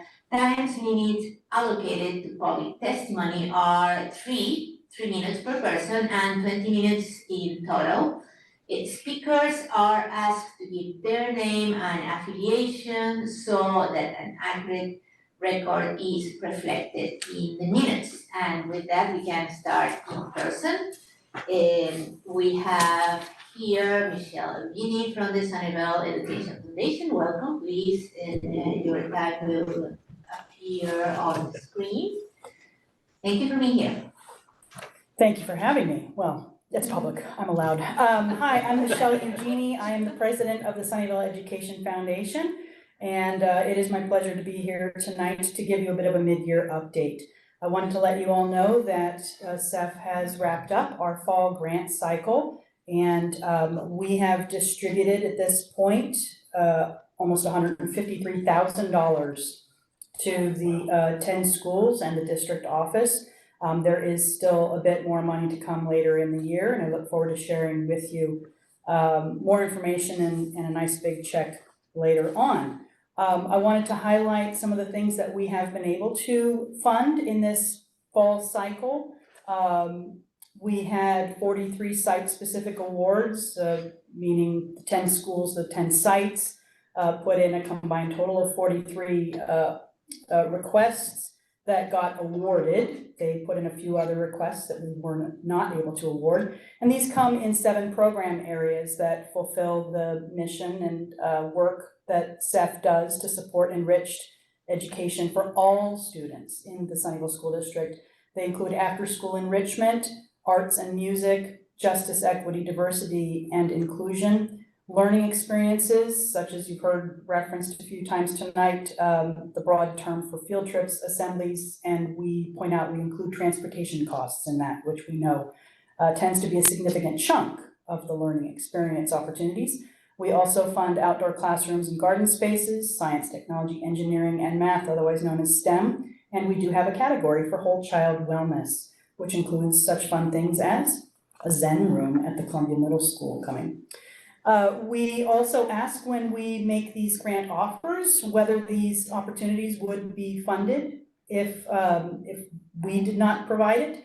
And all but one of those 43 said that they were either somewhat or very unlikely to receive the benefits, students receiving these benefits, if they were not to receive this support from SEF. So we're very happy to be fulfilling needs. We are responsive needs-based funding and proud of the stuff that we're going. We also really are proud of the relationship we have with Sunnyvale School District and our 10 schools. And I would like to remind you all that we are a representative organization and we have spots on our board for school representatives from all the schools. And we are looking in particular, hello public, for a parent from, or parent or staff or community member from Cherry Chase, Vargas, and Fairwood at present. It tends to cycle who we have vacancies for. We're also looking for some help with communications, which reminds me, we always appreciate a shout out. We would love to get a little feature in the District Digest. And please look at our Facebook feed. We have been running a series called SEF on Your Site. And I know a lot of you have been following that, but you know, repost. All right, my time's up. Thank you very much. Thank you. Thanks for all that you do, Michelle and Seth. I say it every year, but I can't say enough how much I appreciate how aligned Seth is with the district. You can't take that for granted, but that's hard work on everyone's part. So thanks. Thank you for that acknowledgement. Yeah, we do try our best. Thank you. And now we have a comment online. How many? 1, 2, 1? Okay. So I think it's Peggy. Peggy Chen Brewster. Peggy Brewster, you have 3 minutes and welcome to our board meeting. Hello, my name is Peggy Chen Brewster. I'm a part of the Sunnyvale Education Foundation and Sunnyvale for Equity in Education, but tonight I'm speaking as a community member and bishop parent.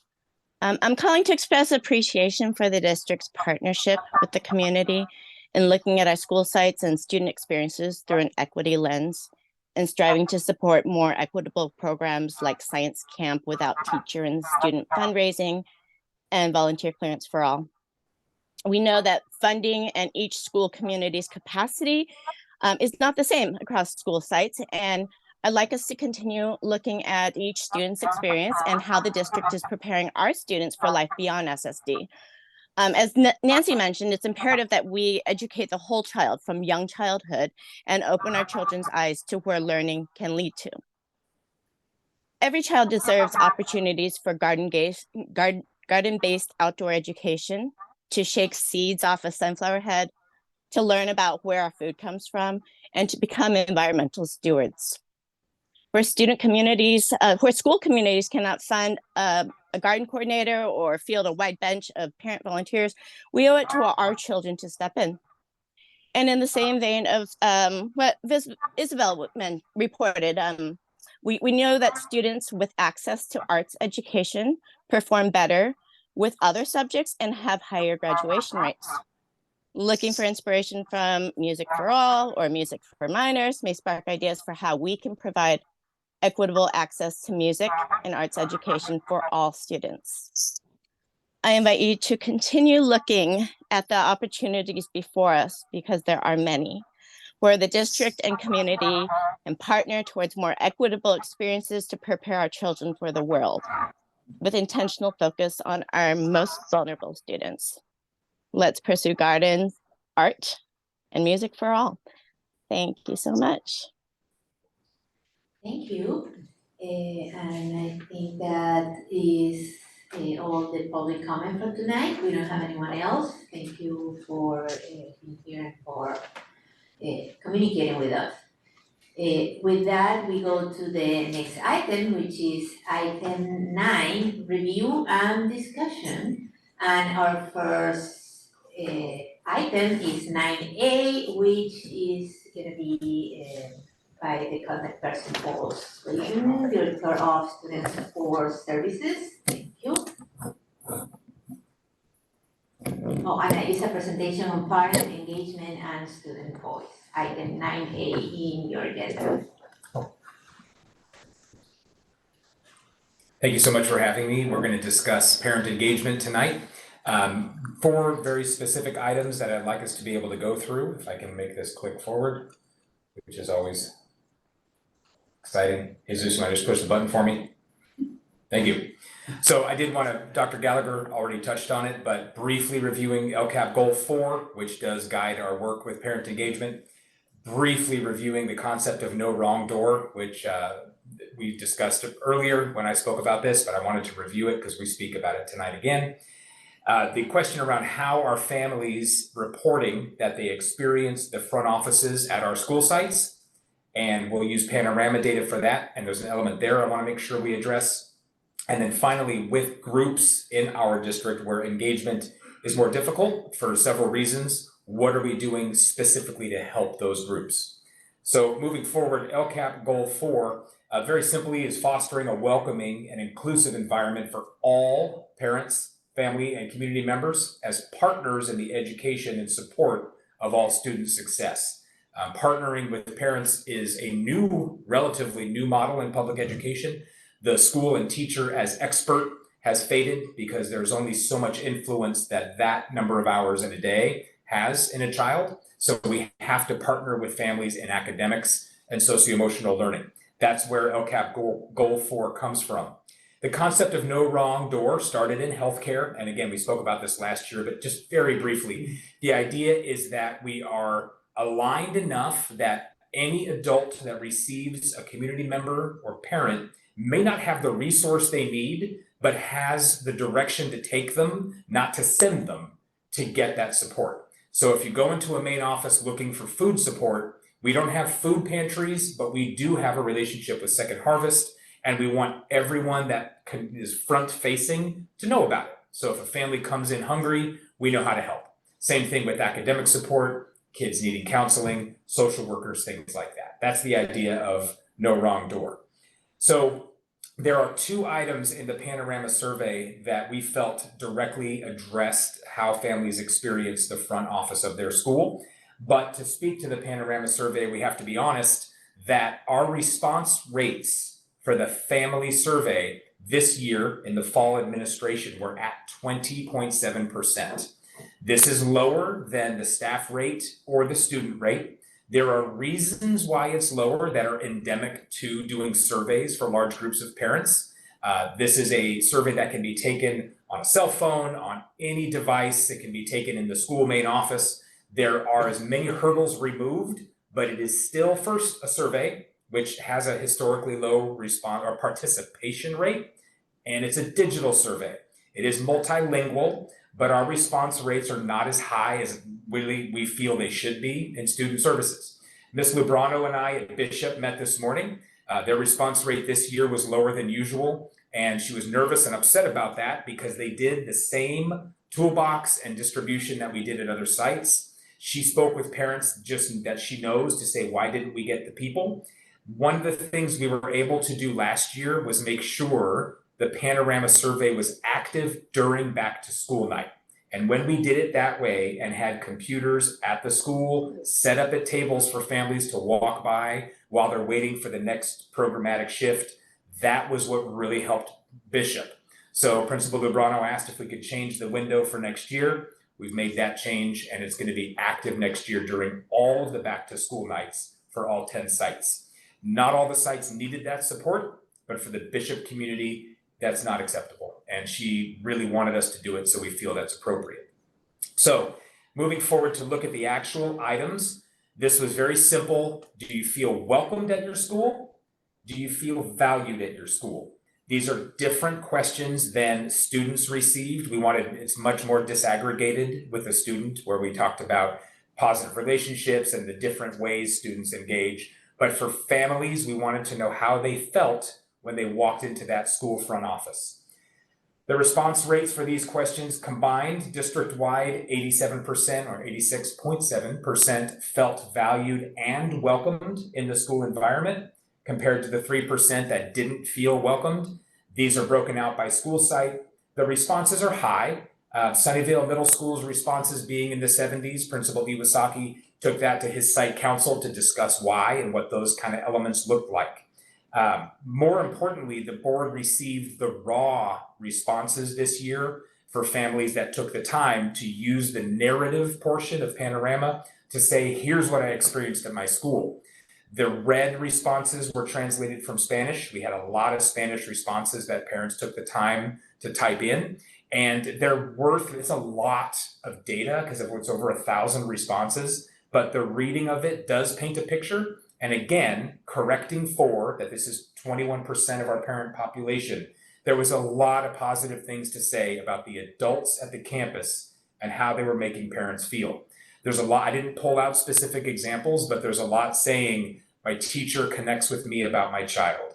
When I walk into the office, there are people that speak my language. I feel valued, I feel heard, I feel like a partner. These are very, very good responses.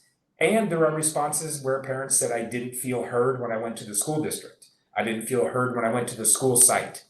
We have to look at those as well and see whether there's a correction of practice for us. Moving forward, this is not our general experience for every single family. There are 3 tonight that I'd like to highlight. These are families with children who have special education needs, housing insecurity, or families that come with a language barrier. Walking into a school office, for some of us, is not an anxiety experience, and that's a blessing, and there's a lot of privilege there. But for others, it is an experience, first off, that could mean you took time off work, and that you don't know what question you're there to ask.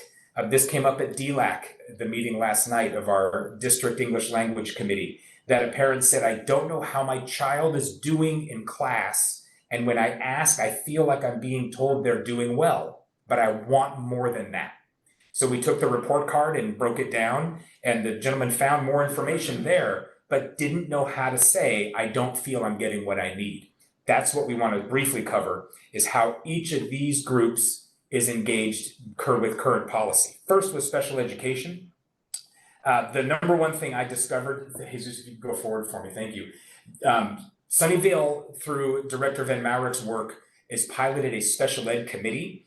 This is a committee that is right now at 4 schools moving. 3 more schools are looking at having one by the end of the year. This is a committee for special ed parents that connects to the site council and the PTA if there is one. And the way she described it, I actually took some of her notes. This was a SELPA Community Advisory Committee initially, which is very compliance-based. And Director Van Maurik spread it to see if each school site could gather parents of special ed students. The best example she gave was, I believe it was Columbia, who was planning a school dance. And as they're planning, the special ed parent committee was there, and the planning committee said, what do we do for special ed students so they can come to the dance? As a special ed parent, huge deal. So what they created was a space where it was quieter. It wasn't all the music and all the fog machine and all the lasers. It was a place where a kid with sensory needs could be at the dance and not suffer because it's a middle school dance. If you haven't been, it's intense. That kind of work isn't direct parent engagement, but it's the parent relationship that we seem to be seeking, and is tremendously valuable. In case you're curious, annually, our number of special ed families ranges from 10 to 15% of our total student population. That is a critical mass of people whose needs are sometimes addressed through the IEP process and not through the relationships in the main office. So a lot of work there from Linda that I think is amazing. Case management itself, if you've never sat in an IEP and watched a case manager manage a student's school experience, it is a very unique thing. It's very legal and compliant, but our psychologists and case managers literally are the liaison between the parent and the school. And they do a lot other than just making sure the paperwork is done. So case management is another way for SPED parents. There are SPED family engagement nights. We gathered last year with Dr. Lustig to talk about the needs of having a child with special ed needs. It's a difficult burden, and families were able to share about that. And we focused that specifically on SPED families. And finally, there are community advisory events through the year. These are state mandated, but Linda makes them a place where parents can actually get that voice heard as well. So for special education students, there's a lot of legal kind of enforcement reasons you engage those families, but here I feel we've gone the next step with the special ed committee. For people with housing insecurity, these are families that receive McKinney-Vento services. The way this happens, and we briefly went over this last year as well, this student or this kind of family that walks in the front door receives enrollment support right at the door. That's Manuel and the front office in Cecilia. There's no, here's a clipboard, go sit down and fill it out experience. There's language support, social worker support. There's what we call a soft landing at the school site, meaning if you enroll in Sunnyvale and you have your housing insecure, you don't show up your first day without the social worker either at the school site or that's been sent there to do a welcome and kind of an orientation. Kids are often coming from trauma or they're coming in late, and it's not a here's your tardy slip for that first period of time. It's we're glad you're here. That takes an insane amount of work on the part of our people to make sure that the kid doesn't just get marked tardy, but they actually are getting supported and we can figure out what's going on. Finally, this is something that's required for foster students that's very specific, and it's a flag that's kind of this anonymous flag that Mr. Nishihara was able to help us get in Power School, where if a foster kid has like a discipline experience or a suspension, everything stops and they contact student services and we case manage those. We've done that instead for all students who have McKinney-Vento services, where if they're going through a more serious, not a referral, not like a talk back to the teacher, but a more serious suspension event that the principal calls, it doesn't say this is a student who's housing insecure. It just says contact student services. There's some context. So that's something we've done for all students in this kind of subcategory, and we feel it's working well. The last thing, and I skipped it, sorry, monthly check-ins are something we set up through the differentiated assistance process with the county, that at a school, a student going through homelessness is getting a monthly check-in with a front office person, either a social worker or an assistant principal.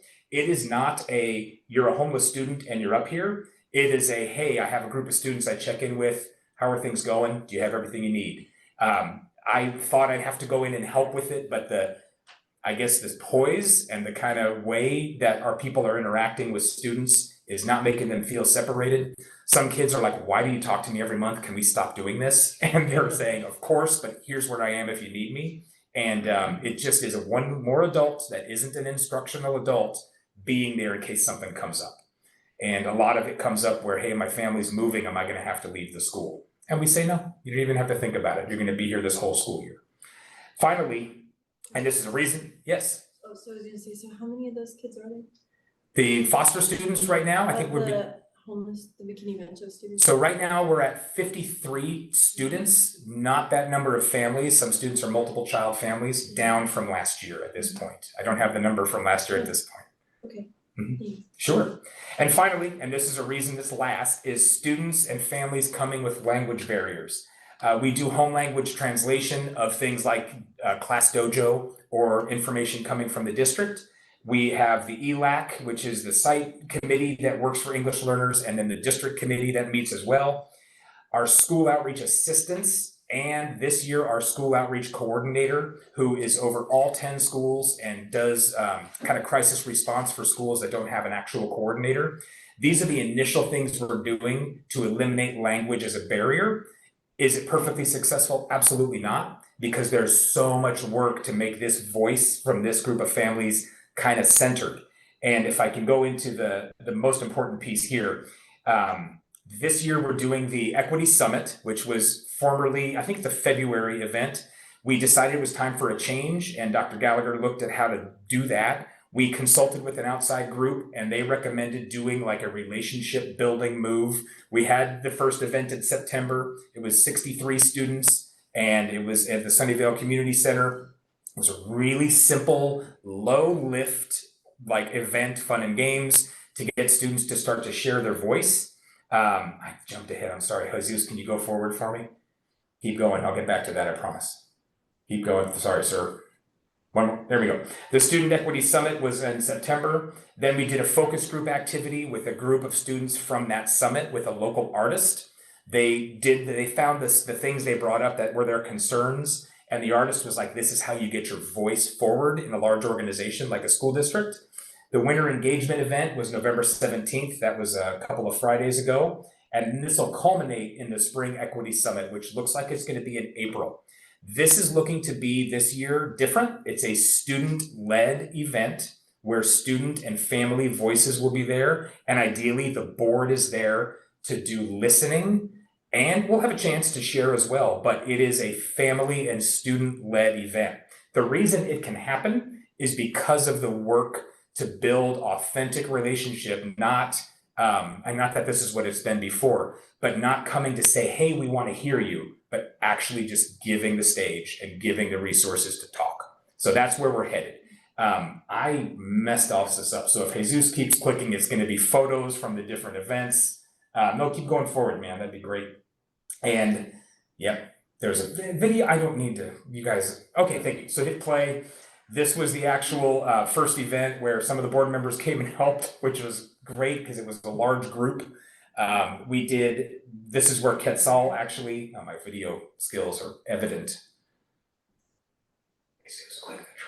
You did. Oh, so is this the video that was sent to us a while ago? Yes. So most of us have probably seen it. Thank you. Maybe I'll go forward. There it is. Oh, there we go.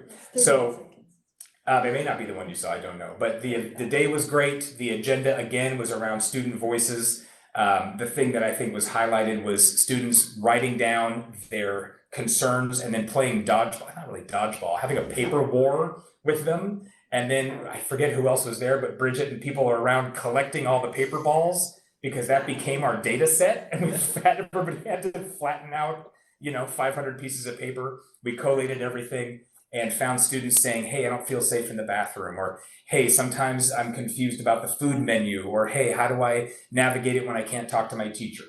That was the first event. And then thanks, Jesus, if you can click forward. This is all pictures from that same day. And again, all of these things were digitized and saved. The focus group activity was the group of 10 students with the artist, and he managed to get them through to create individual art, and then he kind of glammed it up. I pulled a few samples for us here. These are 3 of the sample of 10, I think, that they did. And it was around the one I like in that middle, keep our roots in the books, was about making sure culturally relevant text selections, which is something we're already working on. It's exciting to see kids identify something that they need and that we're going, yes, we know you need it. And we don't have all the answers, but let's figure it out. So moving forward, winter event, November 17th, there were about 153 people there. This was pouring rain. We just celebrated, invited everybody. The kids showed their art. There was a mariachi, there was folklorico. It just went off completely. It was great. And that was held at Bishop. It was literally monsoon. Parents coming and just watching their kids perform. And then each artist got to share why their art was created and what it meant to them. And honestly, district folks were in a back seat here and just let the families celebrate. And we said, we want to value you. All of this to say, these are the things, go back for me, Jesus. These bullet points are the issues that were identified. They were concerned about discriminatory dress code. It didn't mean they had it. It meant, what if the school, like we've seen on TV, comes up with a dress code where I don't get to wear my sweatshirt? Kids were concerned that we were going to come up with some way to control them, that they couldn't express themselves. Kids talking about bullying, talking about incidents of racism from peers and teachers that they felt they didn't get to discuss, all the way down to, again, school traffic being scary. When there was youngsters there, 3rd grade, saying it's scary crossing the street to go to my school. And granted, we all immediately think of the things we've done to mitigate that, and that's the response because we've done a lot. And hearing that 3rd grader is a piece that we get to do now and go, yes, here's what we're trying, let's see how it works. So finally, thanks Jesus, sorry about this. Finally, what will happen in a spring event, this brings the board, district leadership, the families together. We're hoping to have about 200 people there. And this will be the completion of us actually hearing this community and then setting this up as the way we do it every year. Not 4 big events, but that we're centering family voice and saying, here's how to communicate with us. What is it we can do to help? So that's what the Spring Equity Summit is looking like. It's a little new, so it's going to be, we're doing the planning now with Quetzal, our outside organization, and that's the overall summary. Thank you. So is that one is not gonna be like the other summits, the spring summits we had before? No, it's going to be different. Looks to be April, and it's probably going to be on a Saturday. It's likely a shorter event, 2 or 3 hours. Saturday's a big ask, but it is the way to get a family to be able to attend and not interrupt a school or work day. The reason it's shorter, same thing. We're taking children and saying, hey, come with us for a Saturday. And that's why it's a little bit more targeted and kind of focused. Yeah. Just want to share one thing that the family said when we were at that first one. There was this family, it was like, one lady was there and she's like, we should have this every week. Like we should do this all the time. It's really fun. And we're like, oh my God, do you know how much work is This going is- into like make this happen right now? But it's like, this is cool, like let's do this. It's like great. It was awesome. Yeah. So it was like a lot of planning, it went really Mhm. smoothly, so. Yeah. And Vanessa Escobar is the school outreach coordinator. Her work on this has been exemplary with the school outreach assistants. That is the reason this is working.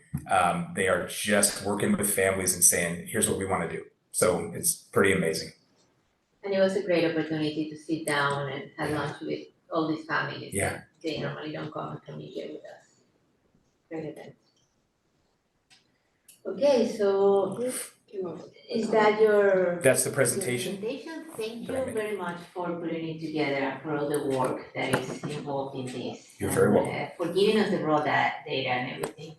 So before we move forward, we need to listen to our community. So if there is any comments from the community that are specific for this item 9A, parent engagement and student voice, please raise your hand. If you are in Zoom, please raise your electronic hand. If you are here, please give us a card with your information. Do we have public comment? None here, so with that, then is our meeting now, so who wants to start with this?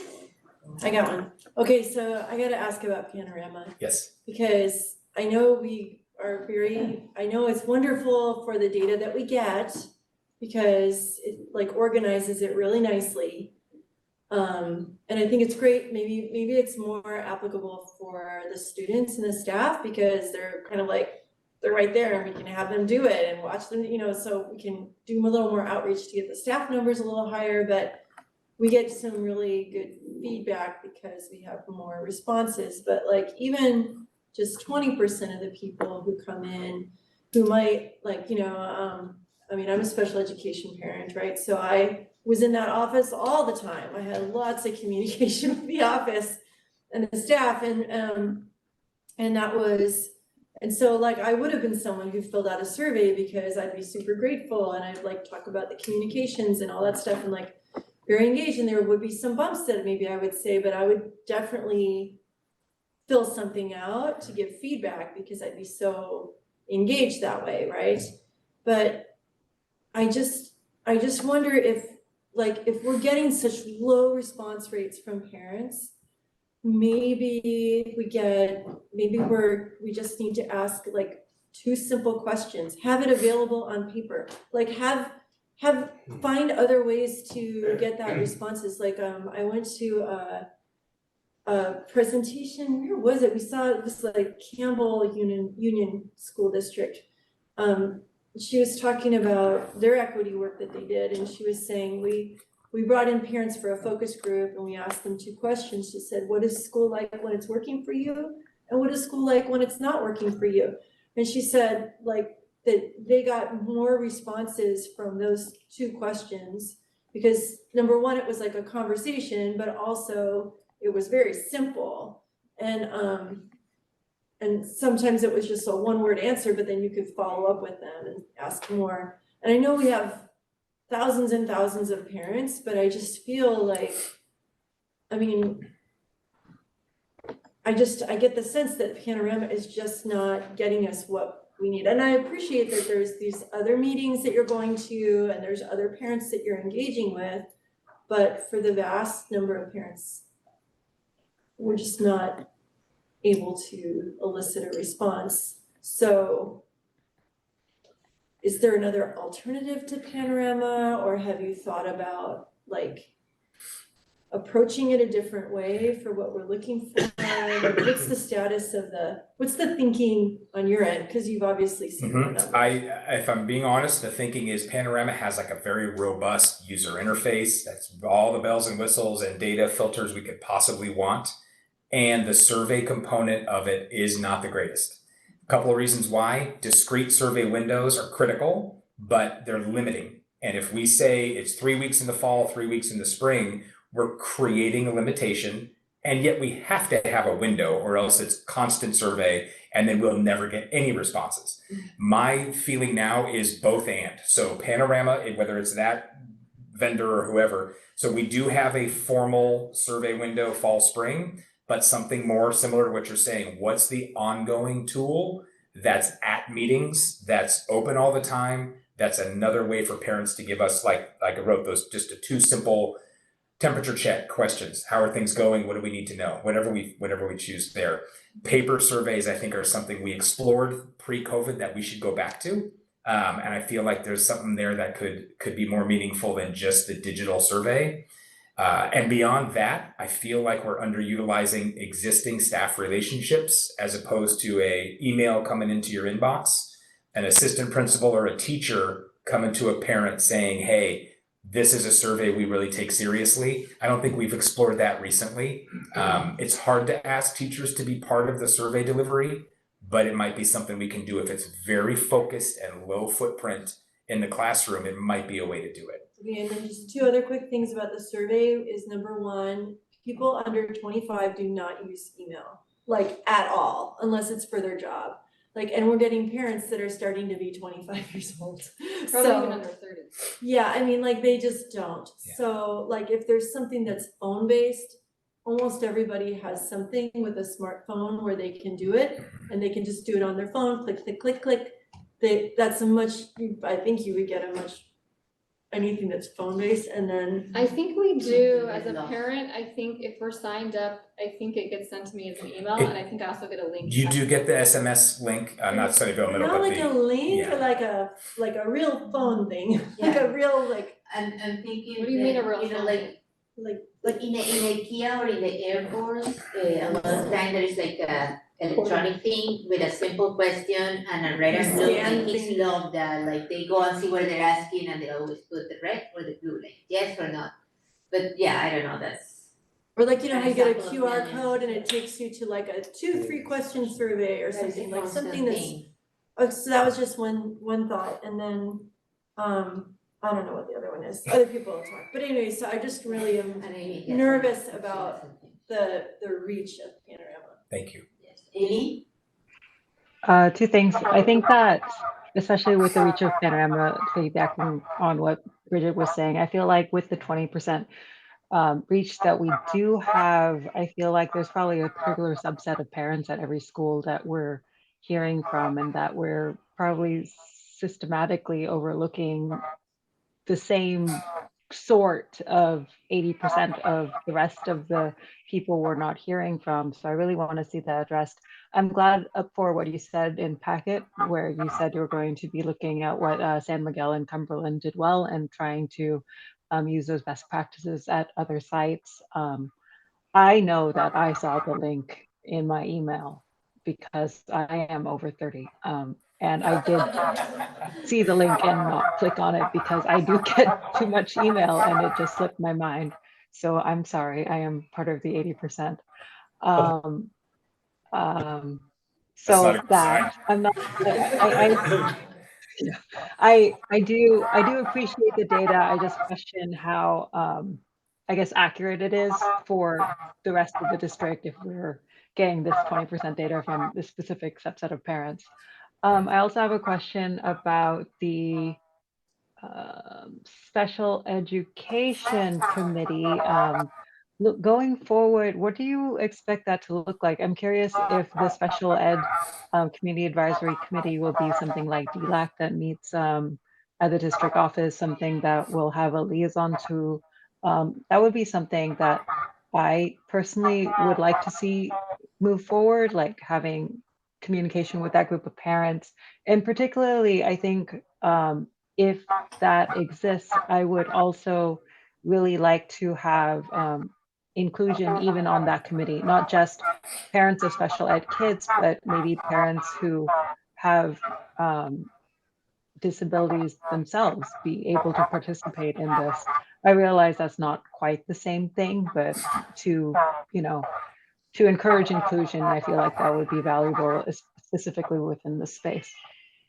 Yeah, I'd be speaking out of turn to try to define the relationship between the special ed committee and the community advisory committee. I'm not aware enough of how those two interact, but I can ask Director Van Maurik if she has data or information about kind of where it would go. But I hear you. Is there a way for the special ed committee and the community advisory committee to interact where it's not two separate, you know, complete entities?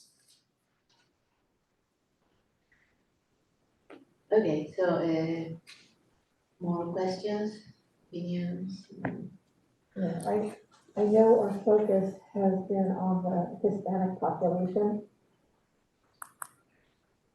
And I'm wondering how welcoming these events are to non-Hispanic parents.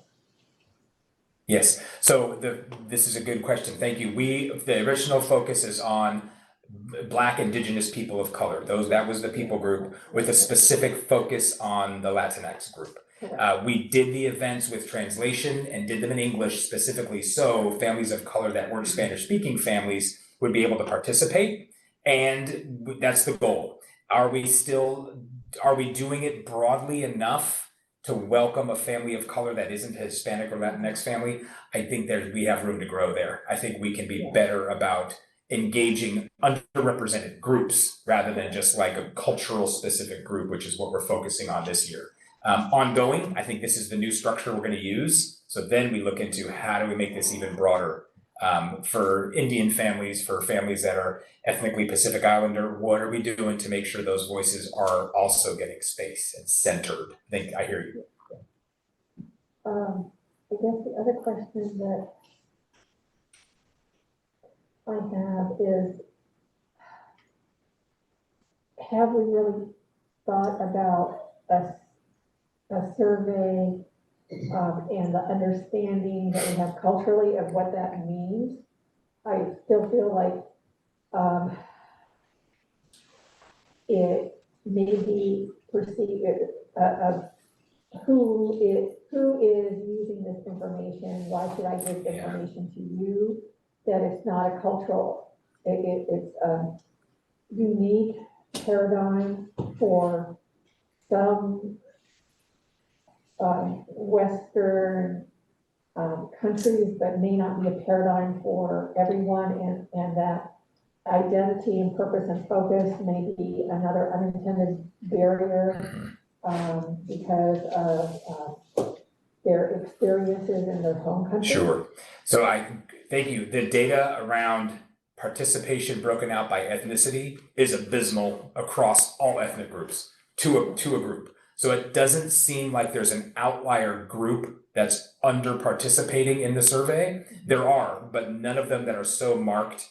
The Hispanic group, 7% of the participants were from of Hispanic families, and 14% of the district population is. So that's a pretty big gap, but everybody was under participating in the survey regardless of ethnic background. So your point's a good one. I don't think that's the driver right now. Our response rates are just low. And then I think we look at cultural context of a survey itself. I think that's pretty far downstream. Right now, I just want more parents to even say, hey, here's why I'm not answering it. That'd be great if we can find a way for them to share too. So I don't know what the answer is on how to culturally prepare a family to know what we're using the data for to make it less threatening or more accessible. And how long would it take for someone to complete the survey? It really depends on whether they're doing the short answers. They could put themselves through the survey in under 10 minutes if they're just answering the questions with the click boxes. And then it's not adaptive, so they would actually answer each question. If they're doing short answer, then I wouldn't know, but it could take quite a while. Some of the responses we got, people spent a lot of time typing on their phone or on their computer to tell us what they were feeling. So have you in your outreach indicated how long this takes? I believe the intro materials are like, here's how long you should expect once you click go. And then Panorama was working on the return to survey process where if a parent started, this is a little granular, but parent starts and then needs to go and take care of something, can they come back to it? That's improving, it's not perfect yet. So that's something I want to be able to fix too, even though that's not the whole answer. Sure. So like my class works with Chromebooks, you know, like in this class that I'm teaching, the high school district, they're fluent in English, but they're English learners, right? So they're not quite, they're working on, you know, lots of stuff. But many of them do not have a computer in their home, but they all have a phone. Like they all are super fluent at like doing stuff on their phone. But even email, like they're checking it on their phone, but it's not great. So I think if you can utilize the kind of the airport QR code technology or the you know, like the quick survey technology, or I think that would just be better. If it had more paper. I'm trying to understand what you're referring to. You want it shorter because like I did it on my phone, right? Like either through my email or my text. I clicked on the link, pulled up the form, I filled it out, right? Okay. So like, are you like? So for me, I feel like it's fine that, but maybe what you're wanting is a shorter thing that someone can do in just 2 or 3 minutes. So we get less information, but more people are giving it to us. Possibly. Is that what you wanted? Maybe as an extra tool. Yeah. What did you say? Maybe as an extra tool or something else other than the Panorama that is only 3 weeks. Like what's the critical question that we want from them? Like that's like, do you feel welcome? If it's like, do you feel welcome at school? Like maybe it's not the granular level, like, you know, does someone speak your language and, you know, do they say hello and whatever? Because then like, you know. Yeah. Okay. So it seems like a later discussion, maybe like Bryce staff and then they share thoughts, or sounds like, right? Like, do we want a more in-depth one that gives us more information, but less people are doing it? Or do we want a shorter one that we will get more people, but you're getting less information, right? And I think that's just, there's pros and cons of both of those, right? So I think. Or is it an and? I would push against an and because parents are overloaded with surveys, but we can have that discussion. But as a parent, the more surveys you send me, the less likely I am to do them. I gotcha, but maybe there's a limit to get on it and you can do the shorter one. That could, maybe, yes, you can add that to the discussion. Can I ask you the foster youth question? How many foster youth do we have right now? Between 6 and 8. Okay, so just very. Very small population, and it's one of our most transitory. It changes quite a bit with qualification or students moving. Yeah. Okay, thank you. You want to I just have one more, yeah. Okay. So I think I shared this in packet review with Mike and Isabel, but I think, you know, because we were talking about this, right? The low numbers, which like, yes, like I don't disagree with anything that everyone said, that it'd be great that it was higher. But I think also, depending on how we're using it, right? Like if we are saying this information coming is how parents feel in our district and we're gonna make all our decisions based on this survey, then like that's a problem and we should not do that unless we're getting super high percentages, right? But if we're taking this as this is one of the data points, I feel like, you know, like with teachers, right? Teachers say like, this grade is one data point and this test is one data point, and it doesn't say everything, but it helps form a picture. So for me, like I still would like to see the numbers a little higher, but I also know like in surveys, especially longer surveys, the numbers, like you don't get super high numbers. Like I don't know what the range of, I think it's usually like a 20 to 30% is actually like a good like result. I don't know exactly, I could be wrong on the numbers. Representative. Yeah, but I think that's like a normal space. So if we take it, for me, I'm okay with whatever the like common range is for surveys to say this is a data point with some of our parents. And then like I think kind of acknowledging these are, we probably know about who these parents are and this is this data point. So how are we going to maybe in a different way? Like if we don't change the survey, that's, I mean, we change it, maybe not. But even if we change the survey, I still think we're gonna miss these group of people that we're talking about, right? So it's what are the other data points we're gonna get? And I think like what we're doing this year is a perfect example of like one of those other super valuable data. So anyway, so for me, I mean, some of the schools are really low when I get up, but kind of a general, we're not hitting everybody is not a huge concern for me because that's what these type of surveys do. And it's just a data point for a group of our parents. Anyway, that's just my Penny thoughts. has a question. Then we Yes. have to move forward. Hey, Penny? Yeah, I feel like we've probably talked about this before, but for students that we define as housing insecure, do we count families that are living in, are we counting families that are like doubled up within something that might be traditionally thought of as, you know, housing for a single family?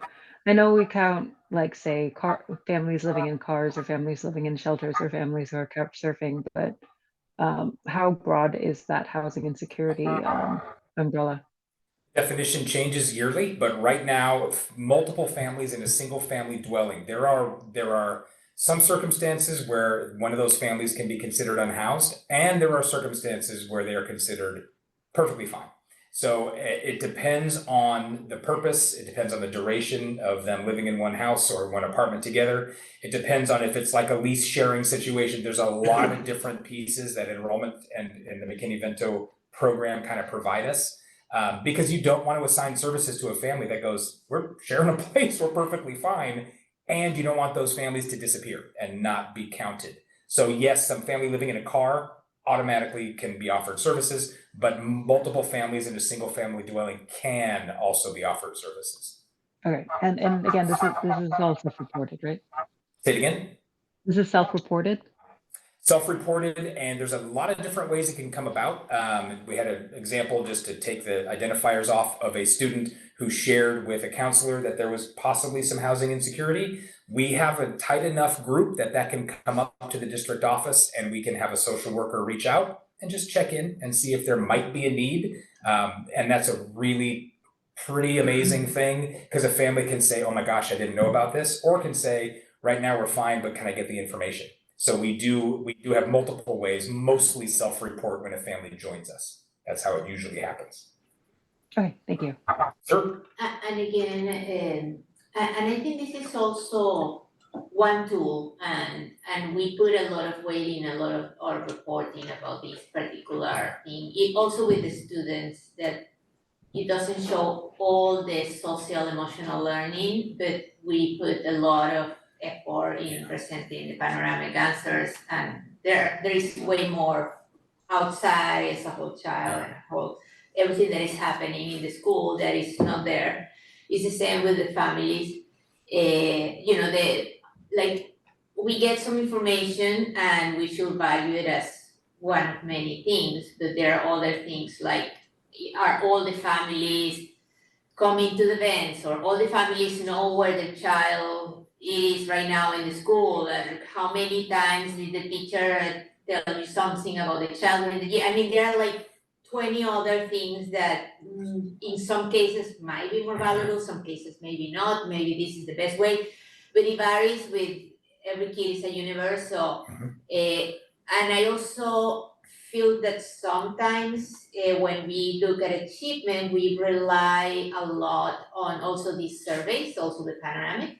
And as I was saying, like we get most of the presentations about that. And I think we are a little bit too heavy in that when that's just one of the 20 things we should be looking at. I think if there's one piece I'm hearing a theme, there is no survey response rate that should replace the people in our pool of staff that know the families best. They're at the school sites. So making sure school site leadership voice is central in our planning, that is the piece that I think we also have some room to grow in the student services department. There is no survey that should replace talking to site leaders, social workers, school outreach assistants. What do the families at your school say they're needing? They're with them on a daily basis. We're not going to get that regardless of the survey's quality. So I also think like the you know, I went to a lot of different back to school nights in the fall, and how families who some schools were very focused on being very inclusive about multilingual families being part of it and being included. And some, because they might not have had as many multilingual families at their sites, some of those families were pretty disregarded. Wow. And so I think that is like, that's just my feedback on an area of growth for us for, you know, I know we've already had a conversation about parent-teacher conferences, but I think the back to school nights for the sites that are, you know, to really think about making sure everybody gets the information would be really a great thing if our district could look at that overall. Like, for example, Vargas, what they did was, even though, you know, if you go around, we went around to all the different classrooms for back to school night for another school site, and everybody was giving pretty much the same presentation, like, I'm your teacher, this is what we're teaching, you know, blah, blah, blah. And like all the teams planned it together, they're all saying the same stuff, like, this is the grading period, and this is what we're doing, this is the curriculum, right? And then Vargas had it where they had translators available, and they had all the teachers together, and the teachers took turns giving the presentation together. And in some rooms, they had people with headsets, and in other places, it was like in the kindergarten area and the TK area, it was a straight translator there the whole way. So like, not everybody has like like such a strong Spanish presence, but there was just, at some of the schools, there was just absolutely no way for a family to get that support. Like, I mean, for SMS, for example, would be very difficult if you go to their back to school night with their 20-second passing period. My God, you're like running room to room, you know, as a parent trying to get to your kids to like figure out the schedule, where's the room, look at the map, and then you get there and you get the whole thing really fast, and then you go to the next one. It would be very, very challenging for the Spanish speaking families there to get support, or any other language, but then they are just excluded right now. And so it's just, I don't know, there's probably a million ways to solve it, and I know the principals are working on it, but I think like overall, that would be an area where we could welcome more families just at our events. Make it more accessible for all the families. And not just like the fun events, like the events like, this is about what's gonna happen this year. Yeah, making sure that everybody's being heard and everybody has the same opportunity, like one of many examples that we can see, and all the ones that we just talked about. When I was at Fairwood, we started that year, when I was at the board, a class for the parents, so the parents who didn't know how to volunteer and how do you volunteer, and then we did it in Spanish too, until I left, and then it was never done. And then, you know, it's like, then how we encourage the parents who are don't feel like they're, you know, they should be inside the classroom because they don't speak very well, or they don't know exactly what they're doing. how we encourage them to have the same opportunities as the other parents. And that's just one of many little things that keep adding and adding about how many parents are coming, how many parents are helping in the garden, or know there is a garden that they can help, or know there is where is the one from the YMCA where they can read a book. Like, how many parents actually know that there is a need for that? Project Cornerstone. Yeah, Project Cornerstone, like how we get there, because at the end, what is important is that they read with the kids, they come, they share, they give the importance to school. It's not just answering the survey, but that's just one of many things. But it's like, how many of these parents actually show up during the year to do something else, not just pick up their kids and rush out. Well, thank you very much. I think it took tons of time, and I know that, you care, and we love the passion, how you always present, and Thank you. have fun, so come back. Thanks, everyone. Come back, Paul. Have fun, come back. Okay. So with that, we need to move to the next item if you wanna get out of here tonight. That would be 9B. And that's home to school transportation. So for that, the presentation, we're gonna have Brad Burns, our Director of Facilities and Operation. Welcome. All right, good evening. The goal of this presentation is to highlight some of the components from the Home to School Transportation Report and give the board the opportunity to ask any questions or clarifications that you may have. As always, please feel free to interrupt me and ask questions throughout the presentation. I kind of like the dynamic approach. The 23-24 school year has been the first year of the newly branded Home to School Transportation Program, which throughout the rest of the presentation I will refer to as HTST. Sunnyvale has provided transportation services in the past, but this year marked a change in the way these services are being provided to our students. Like any new program, there comes a lot of excitement, nerves, and growth opportunities, and so far this year we've seen all of them. Our HTST team has shown grit and flexibility as we've played a part in rolling out all of these changes. We have also seen the areas that need to be improved in order to continue to grow and develop. Our HTST program has not been perfect, nor were we expecting to be, but we have been able to learn from the shortcomings and are building a strong foundation for our future success.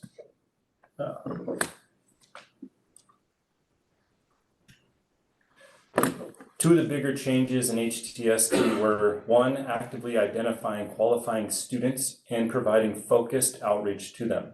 The second was our formalized registration and onboarding process. Both of those have given us information necessary to start tracking various student demographics and metrics, categories such as grade level, campuses attended, socioeconomically disadvantaged, as well as English language learning students. With that information, we're able to see how HTST correlates with attendance and targets. But ultimately, we believe we are just starting to scratch the surface of the data and metrics that we're able to pull out of HTST moving forward into the future. I want to recognize the work of Dr. Ballantyne's team, both Jonathan Watts and Tiffany Luck. All the metrics, graphs, and data that was included in the HTST report is directly from the work that they had done for this program, with a special thanks to Tiffany for the interactive dashboard dedicated to HTST. Another cross-department coordination item that impacts HTST directly is planning for overflows and all the considerations around them. In any given year, we would expect double-digit overflow students, which would directly impact the amount of students that we could transport as part of HTST. Thanks to Jeremy, Mary Beth, Elvie, and Manuel, they were able to forecast where these overflows were most likely going to occur and plan accordingly. To that point, we only have 6 overflows this year, which has been a great help to our HTST program. I share those two pieces of information just to show that the departments outside of HTST have played a huge role and have done a great job in helping build the foundation for HTST to be successful. One thing that I neglected to include in the report was the specific priority 2 areas that we have expanded to. So I inserted this slide here, and I will send you the update after the board meeting. But there's a wide area of priority to students that qualify for HTST across the district. So we're not able to open up registration to all of those students.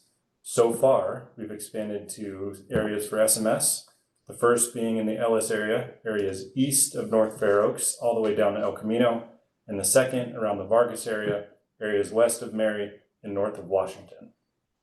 Fully understanding there are many more families in those areas that have not been able to be reached yet. The second area was for San Miguel and those students attending that would be south of Duane Avenue. Something that may seem obvious is the goal of this program. And in short, it is to positively impact as many students as we can, providing safe and reliable transportation services to. Our HTST team hears that goal in our meetings because it's easy to lose sight of that with all the challenges that we face. One of the things that we have done is constantly repeat it, and our team believes it. But being able to share the raw data with our team last week was maybe one of the most influential moments the department has had, because now they can see quantitative data and impacts that HTSD has on students. It becomes more relatable. Attendance is one of those metrics that can be easily tracked given the proper inputs. This graph, sorry. Can I ask a question before you go on really quick? On the other one you're on, yeah. The families that register that elected to withdraw, you're putting that there as like a concern or just informational, like what? Which part, sorry? The very last bullet, so it says families that registered that elected to withdraw. Oh, yeah, so Is that there as like a informational. concern or like what? I'm just curious to know a little more about that. Informational, so if you look at the interactive dashboard and you click on San Miguel, you'll see one student from San Miguel currently participating. There have been 6 students that have qualified, 3 of which lived in that area south of Duane and were contacted and registered, but then withdrew because timing of pickup didn't coordinate with their schedules. Okay. So yeah, informational. Okay, great, thanks. Don't remember where I left off. Attendance is one of the metrics that can easily be tracked given the proper inputs. This graph shows the difference in absences between the 22-23 school year and the 23-24 school year. An important note that was brought up in packet review is that we have the home to school transportation data from this year, but we do not have it from last year. So that these data points may not be directly correlated with home to school transportation, although it does start to show how we can use this data to pinpoint certain metrics across the district. The other piece that I wanted to share is the development of our ability to see and understand the story of the information on these graphs, which is another point brought up in packet. So you're saying that, just to clarify, you're saying that it's not comparing last year and this year with home to school, but last year we didn't have home to school. So I understood that that was the point of the graph, is that. Well, some kids are being bused. Yeah.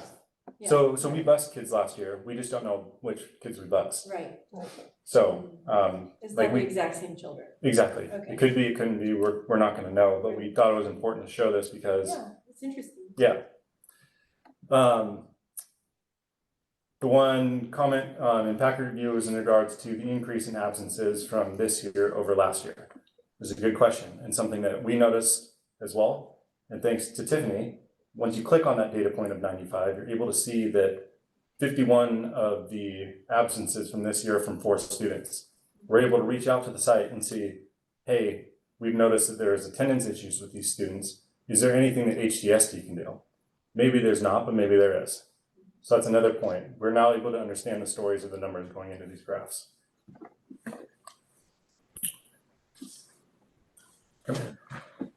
All right, into successes. There are 3 specific stories. I'm probably just going to go over 2 and you guys can ask me questions about them just for time.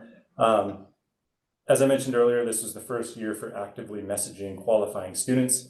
Amongst all the positives that this accomplished, it also opened up scenarios that we have not yet been accustomed to. For instance, some of the qualifying families of students are part of the special education program and never considered riding the general education bus before. But in partnership with Dr. Dean, Linda, Shri, and Sharmila, we're able to take a look at what we could do to accommodate these students to make sure that they'd be successful on the bus. One story in particular is a 5th grade student who's in a mild mod program. The student qualified for HTSD because of where they lived. But prior to this year, never knew that they qualified, nor did they ever think that they'd be riding the bus. With coordinated support and structures from the principal, our driver, and student services, the student has been a successful HTSD rider for this entire year. The second one You guys can pick, actually, if you want to hear 2 or 3. 3? Okay. Okay. So this year, we didn't think we were going to be able to provide transportation in any of the tutorial programs. We thought that the constraint from the CMS after school, or excuse me, the CMS home to school transportation would be too constrained to actually go back to Lakewood to get the students. We decided to give it a shot anyway. So we were able to provide HTSD to the Lakewood tutorial session. The timing can be improved upon, and that's what we're looking to do, but we were able to successfully transport students in a tutorial program. Okay, talk about the kindergarten one. Okay. Okay. So oftentimes having a 4 or 5-year-old get on a bus can be a very uncertain feeling for a parent. But our drivers are starting to adapt to this. So one of our drivers in particular has 5 TK and K level students on their bus. She's made it a game where it's called 6 clicks. The 5 students get on the bus and she says, I can't go until I hear 6 clicks. So then the students sit down, one after another, clicks their seatbelt until they get to 5. The driver is the 6th click. So then she clicks, and then they can take off, which is pretty cool. And that's That is the cutest thing. And that is just to show that our drivers are starting to understand and adapt to be able to provide the service to our younger students and make the parents feel a little more at ease. All right, I'm gonna pick up pace. Some areas that we want to see growth in. The first is we're looking to improve on efficiency in multiple areas. First, the registration and onboarding process, which is illustrated on the side, takes about 20 minutes per student. Extremely inefficient time across multiple departments. The second is attendance recording. We have been asking our drivers to check bus passes and mark attendance records, which is proven time-consuming and inefficient and can lead to inaccuracies. The third is our ability to change qualifying areas, and by that I mean, if we realize that we have more seats on a bus, how can we change attendance or qualifying area boundaries and contact those students? None of that is possible with the current setup that we have. Lastly, and one of the most apparent, has been the non-durable nature of the bus passes. I say our approach, I will take full responsibility of this one. We just laminated paper, which at the middle school level lasts about a week. So, as mentioned in the report, district staff will be moving forward with the transportation routing software, which among other things will allow us to accomplish the areas of growth discussed here and in the report.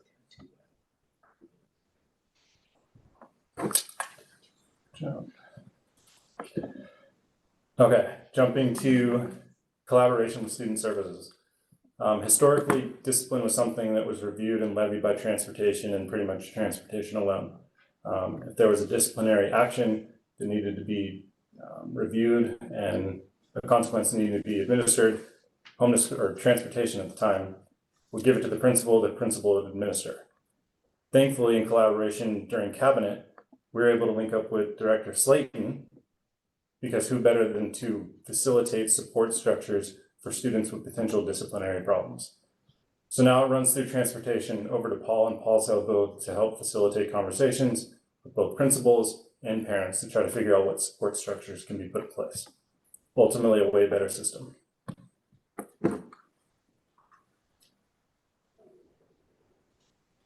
Okay, after school transportation. Of all the slides, this has the least amount of text, and I know this is like one of the biggest areas that we want to talk about.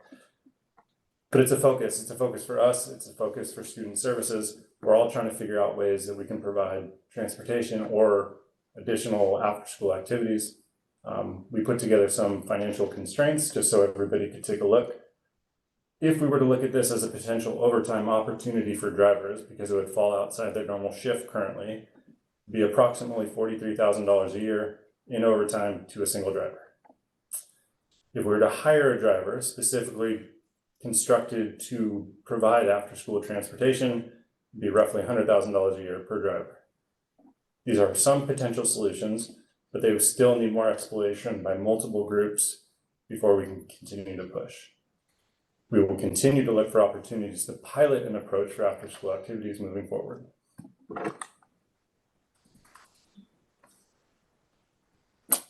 Some updates on grant funding. This was one of the longest, most drawn out grant processes that I've been a part of.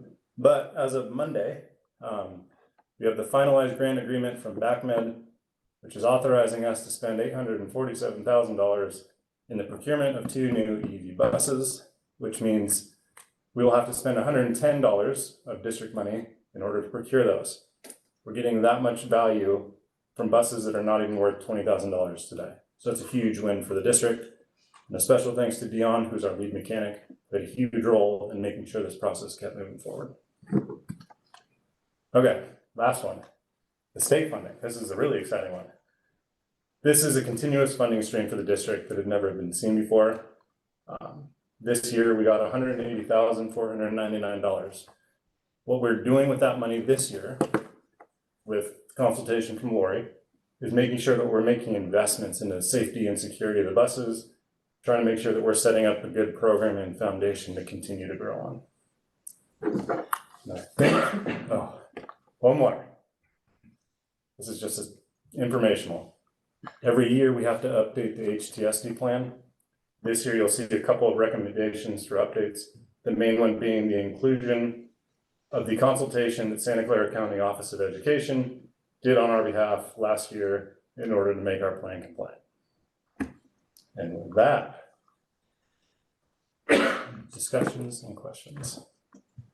Okay, if anyone in the public would like to make a comment or have a question about this particular item is 9B, please raise your hand now or use the card here. Do we have anyone in the public?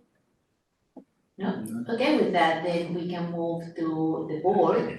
Before we move, I just have a question when you put the slides about the cost and the grant.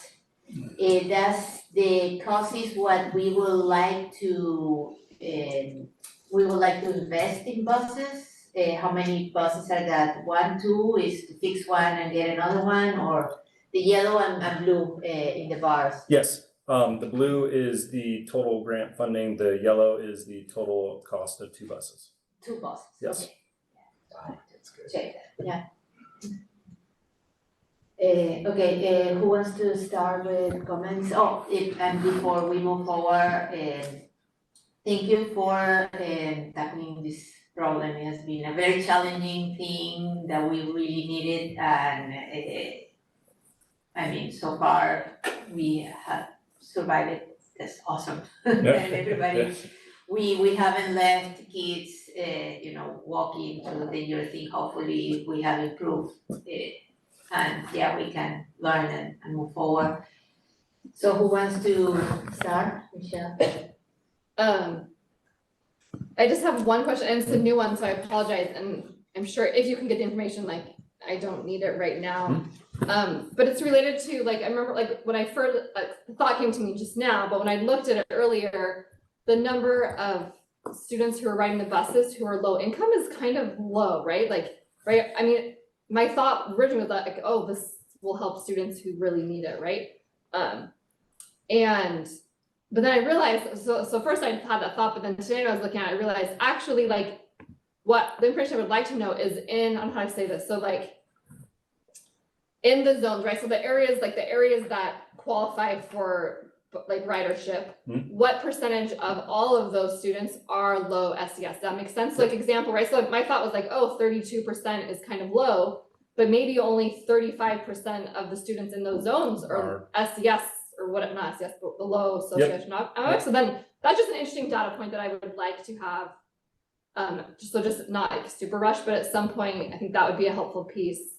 Like, are we hitting most of those kids? And then as I'm thinking about this out loud too, which I thought about this earlier when Bridget made a comment, like what federal, this is always a tricky space, what federal says is low socioeconomic is such a low number for our area that we actually have way more students who really are low socioeconomic for our area, but don't actually qualify for that. And so I don't know, this is like just a more, not even just for the home to school transportation, but this is a broader question, maybe fair later. Do we have any metrics that we, like, have we created our own, like, we're gonna say families who make under X amount of money are actually low income for this area? Do we have anything like that? Can we do something like that? Sorry, this is kind of a tangent, but I was thinking about it from I these two things. don't know. Is there anything like that on the lunch forms that say income level? No. I don't think we collect that information. So it wouldn't, so it's not a thing that we could like tease out. Well, we think it's actually low income, not just the federal. It's probably on what will qualify for lunch, that's a number we use even if. But that's we don't what do I'm the lunch saying, is the anymore. federal, That's but yeah, federal area that's what I'm super saying low. is what, and that's what our numbers come from. So what our Yeah. low socioeconomic numbers come from is the federal standard, but that number I is think so free lunch is crazy. 30% and I don't know, a few years ago, I remember reading it. Yeah, this is a tangent, we can It was ignore very, it. very Yeah. small, yeah. And everybody now doesn't have to fill out the form because we have universal free insurance. So, well, like everybody fill out the form, we don't necessarily get all of it. Sorry, I went on a tangent, let's move off the tangent. But if I could just get that one data piece. To that your would first be point, helpful. yes, I would ask that after, so one of the things on the packet review is the contract to enter into the routing software agreement. Once we get that in place, we'll be able to pull all that student data way easier to be able to give to student services in order to like run it through socioeconomically disadvantaged English language learners. If I pull it now, it might not be as accurate because what I do is I reach out to our demographer, and this was in here that I kind of cut out of the presentation, but I draw boundaries on a map, basically. Like that's rudimentary, but that's what happens. I send that to the individual, the company that works with our demographer that creates these maps. He then has to go in, put those boundaries in, and pull out all the students that way. I mean, ultimately, it takes like 2 weeks to do. Okay, so like, it anyway. sounds like it's too much work now, but when we No. get this, make a note, and once the software, I don't need it right now, once the Okay. software is in, then sharing that data with us would be Yeah, fantastic. it should be extremely easy to pull once Yeah. that's all in. Yes. Oh, sorry, making my teacher, yes.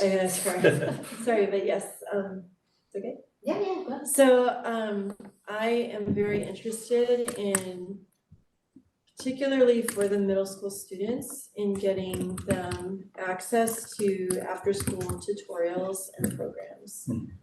Because by middle school, you know, just keep getting them engaged is super important, and kids who are struggling academically need that support, and just, I know you said on there that elementary students could probably be accommodated for their tutorial time within the current schedule. Was that just for one school or was that for all the schools? So far it's worked for one.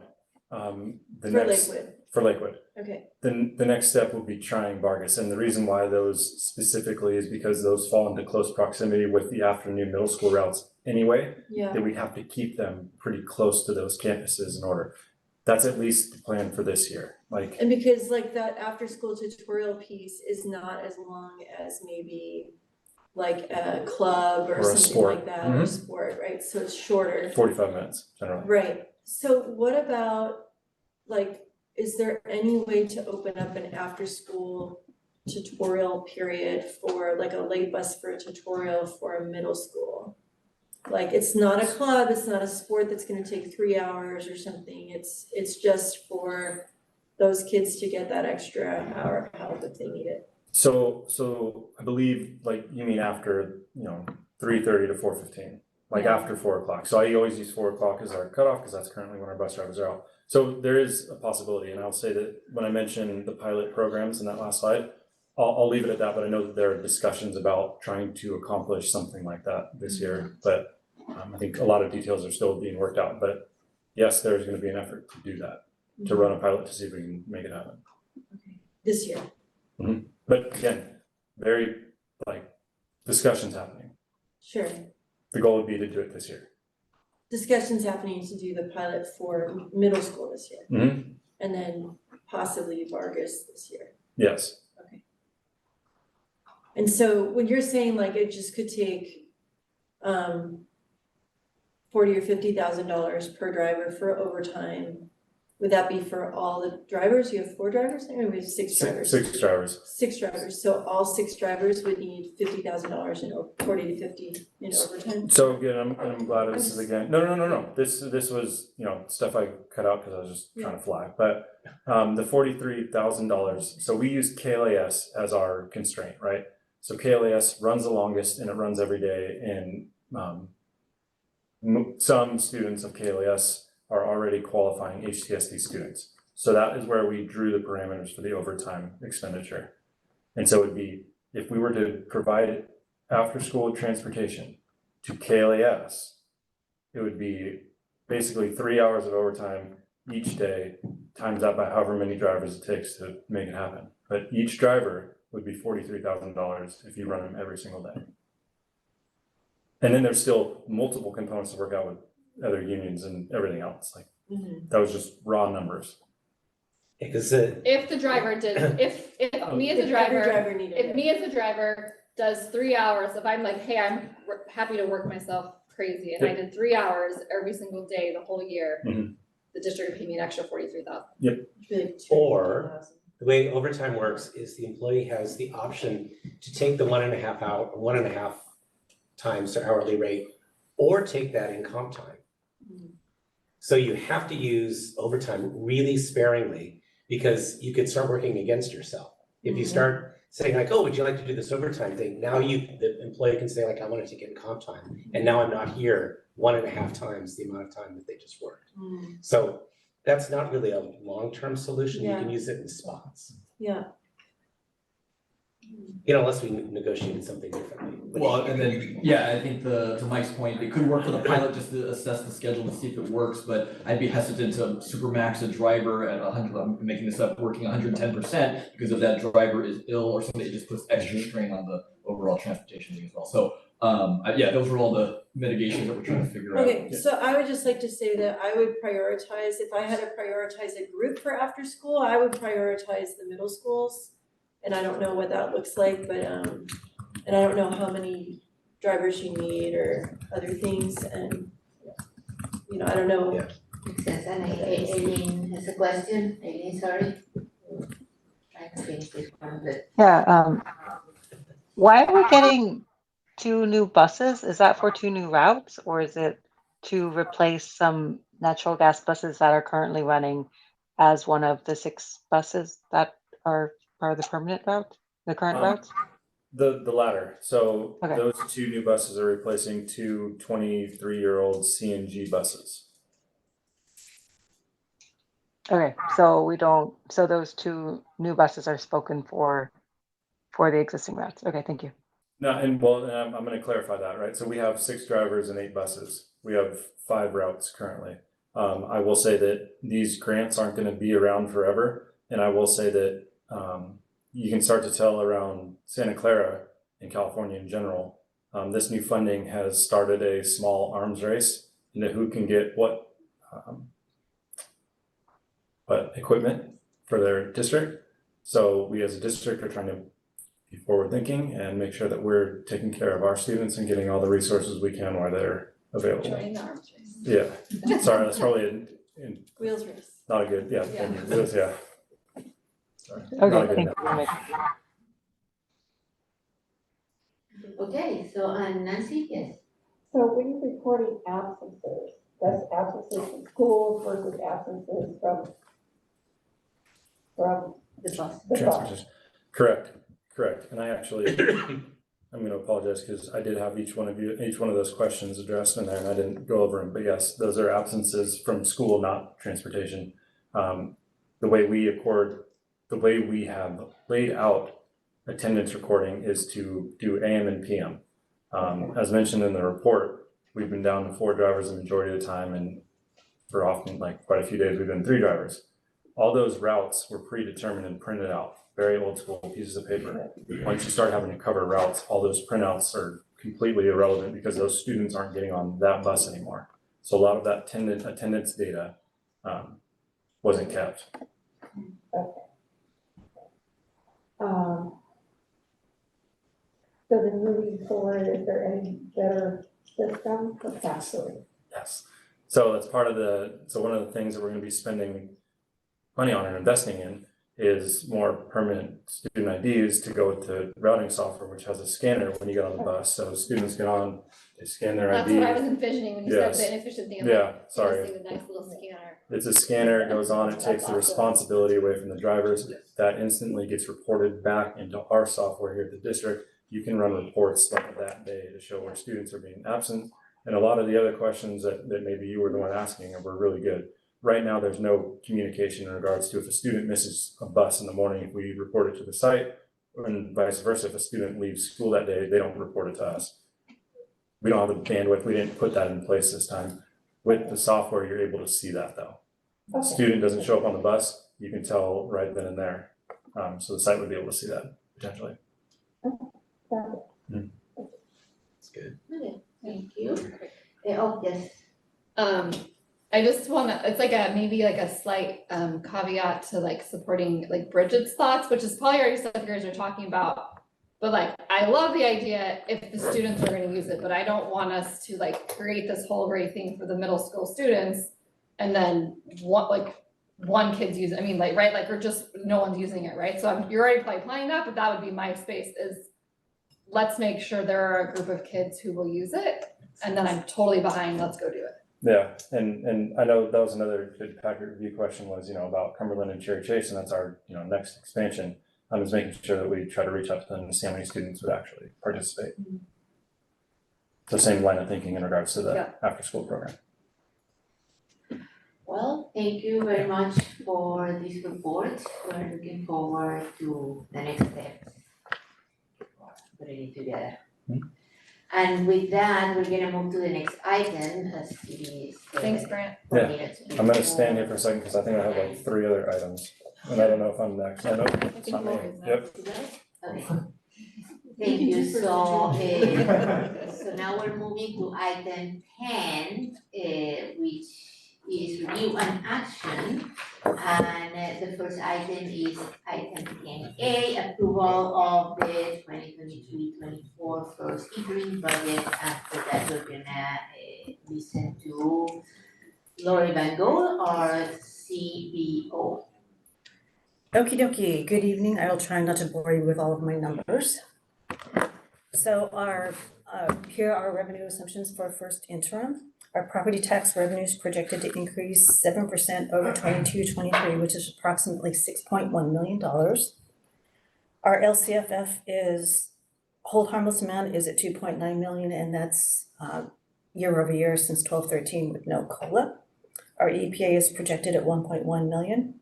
Our parcel tax revenue is also projected at 1.1 million. We have one-time CARES Act funding, which is part of the coronavirus relief package, projected at $2.8 million. This funding is to be used for the expansion of our after-school program offerings, textbook adoptions, bilingual para salaries and benefits, and educational hotspots. And based on the latest projection from the County Office of Ed, state special education revenue is projected with no COLA.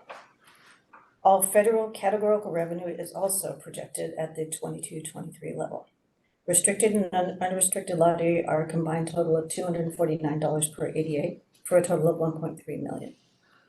And based on the P1 estimate from the county office, our RDA revenue is projected at 5 million. And finally, our lease revenue is projected at 6.3 million. So this is a pictorial look at our general fund revenue budget. Our property taxes and state aid are the largest portion of the budget at $112.7 million. This is 82.75% of the budget. Parcel taxes and EPA are $2.2 million for 1.63% of the budget. Lease revenue is $6.3 million, and that's 4.58% of the budget. Our CARES Act revenue of $2.8 million is a little over 2% of the budget. Federal revenue is $2.3 million at 1.69% of the budget. Our state revenue is at $8 million, which is 5.88% of the budget. And our local revenue is $1.9 million, which is 1.39%, which total revenue budget of $136.2 million.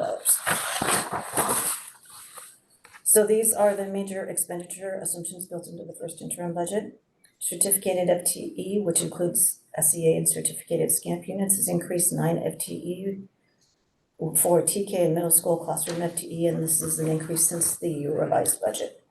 Classified FTE, which includes CSEA and classified SCAMP units, has increased 1.85 FTE since the revised budget, and that's for paraeducator FTE. Certificate and classified compensation changes, including step and column increases, as well as negotiated salary schedule increases, have been recognized in the budget. Our 23-24 STIRS rate is projected at 19.1%, which is in line with 22-23. PERS is projected at 26.68%, which is a 5.2% increase over 22-23. Based on the 2023 health and welfare rates, United Healthcare is projected to increase 6% over 2022. Kaiser has increased 15.6% over 2022. And the 2024 health and welfare rates will be built into the second interim budget. And all of our carryover funds have been budgeted, which includes categorical and local funds. So here again is a picture of our general fund revenue budget. $117.1 million of our expenditure budget is for salaries and benefits, which is approximately 87% of the budget.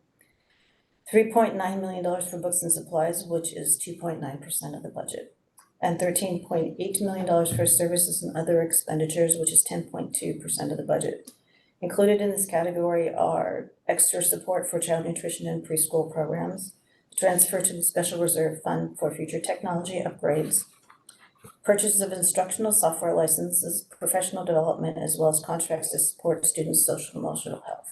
So for a total expenditure budget of $134.4 million. So this is a multi-year look at the ratio of revenue to expense in the general fund. In 23-24, revenue is projected, as I said, $136.2 million, which is a decrease of $4.3 million over 22-23. And our 23-24 expenditure budget is projected at $134.4 million, which is $7.2 million higher than 22-23. The increase in the expenditure budget is being driven by salary schedule increases, FTE increases, and an increase to contributions to the other fund and maintenance projects. And based on the first interim assumptions, revenue is expected to outpace expense by $1.8 million. So this is a multi-year look at the general fund beginning and ending balances. 23-24 ending balance is projected to increase over the revised budget, due in part to an increase in the revenue budget for receipt of one-time funds and the addition of 22-23 department and site carryover funds. Salary and benefit savings for vacant positions have been recognized and incorporated into the budget, and these factors combined contribute to the $3.9 million increase in the ending fund balance over the 23-24 revised budget. This is a multi-year look at our reserves, which is a combination of the unrestricted general fund and the special reserve fund 17. $2.25 million of the 23-24 special reserve fund is set aside for future technology upgrades, and $634,000 of the unrestricted general fund ending balance is set aside for stores, revolving cash, and non-spendable assets. So our projected available reserves for 23-24 are $45 million. So finally, the unrestricted general fund ending balance is $33.1 million. The special reserve fund ending balance is $14.8 million, for a total unrestricted reserves of 35.6% or $47.9 million. The multi-year projection has ending balances in all years, and we will remain a community funded district. Thank you very much for all the materials put here and for keeping us on the blue and not on the red. If now we need comments from the public, if there is any member from the public, or unless we have a clarifying question before that, okay. If we have any member from the public who would like to comment or have any questions regarding this particular item, please raise your hand now. Electronic or otherwise. Okay, thank you. With that, board, we have action here. I move approval of the first interim fiscal solvency report and certify that Sunnyvale School District will be able to meet its financial obligations through June 30th, 2026. I second that. Okay, with that, do we have any comments, suggesting questions? I'm excited. Okay, It's like, good. yes. Good, we have money. Okay. Great. With that, everybody who wants to vote for this, please say aye. Aye. Aye. Good, with that, we pass the budget for this year. Yay. Thank you. So now we move to the next item, which is 10B, the approval of the annual development impact fee annual report. And thank you for staying here with us. Of course. Material.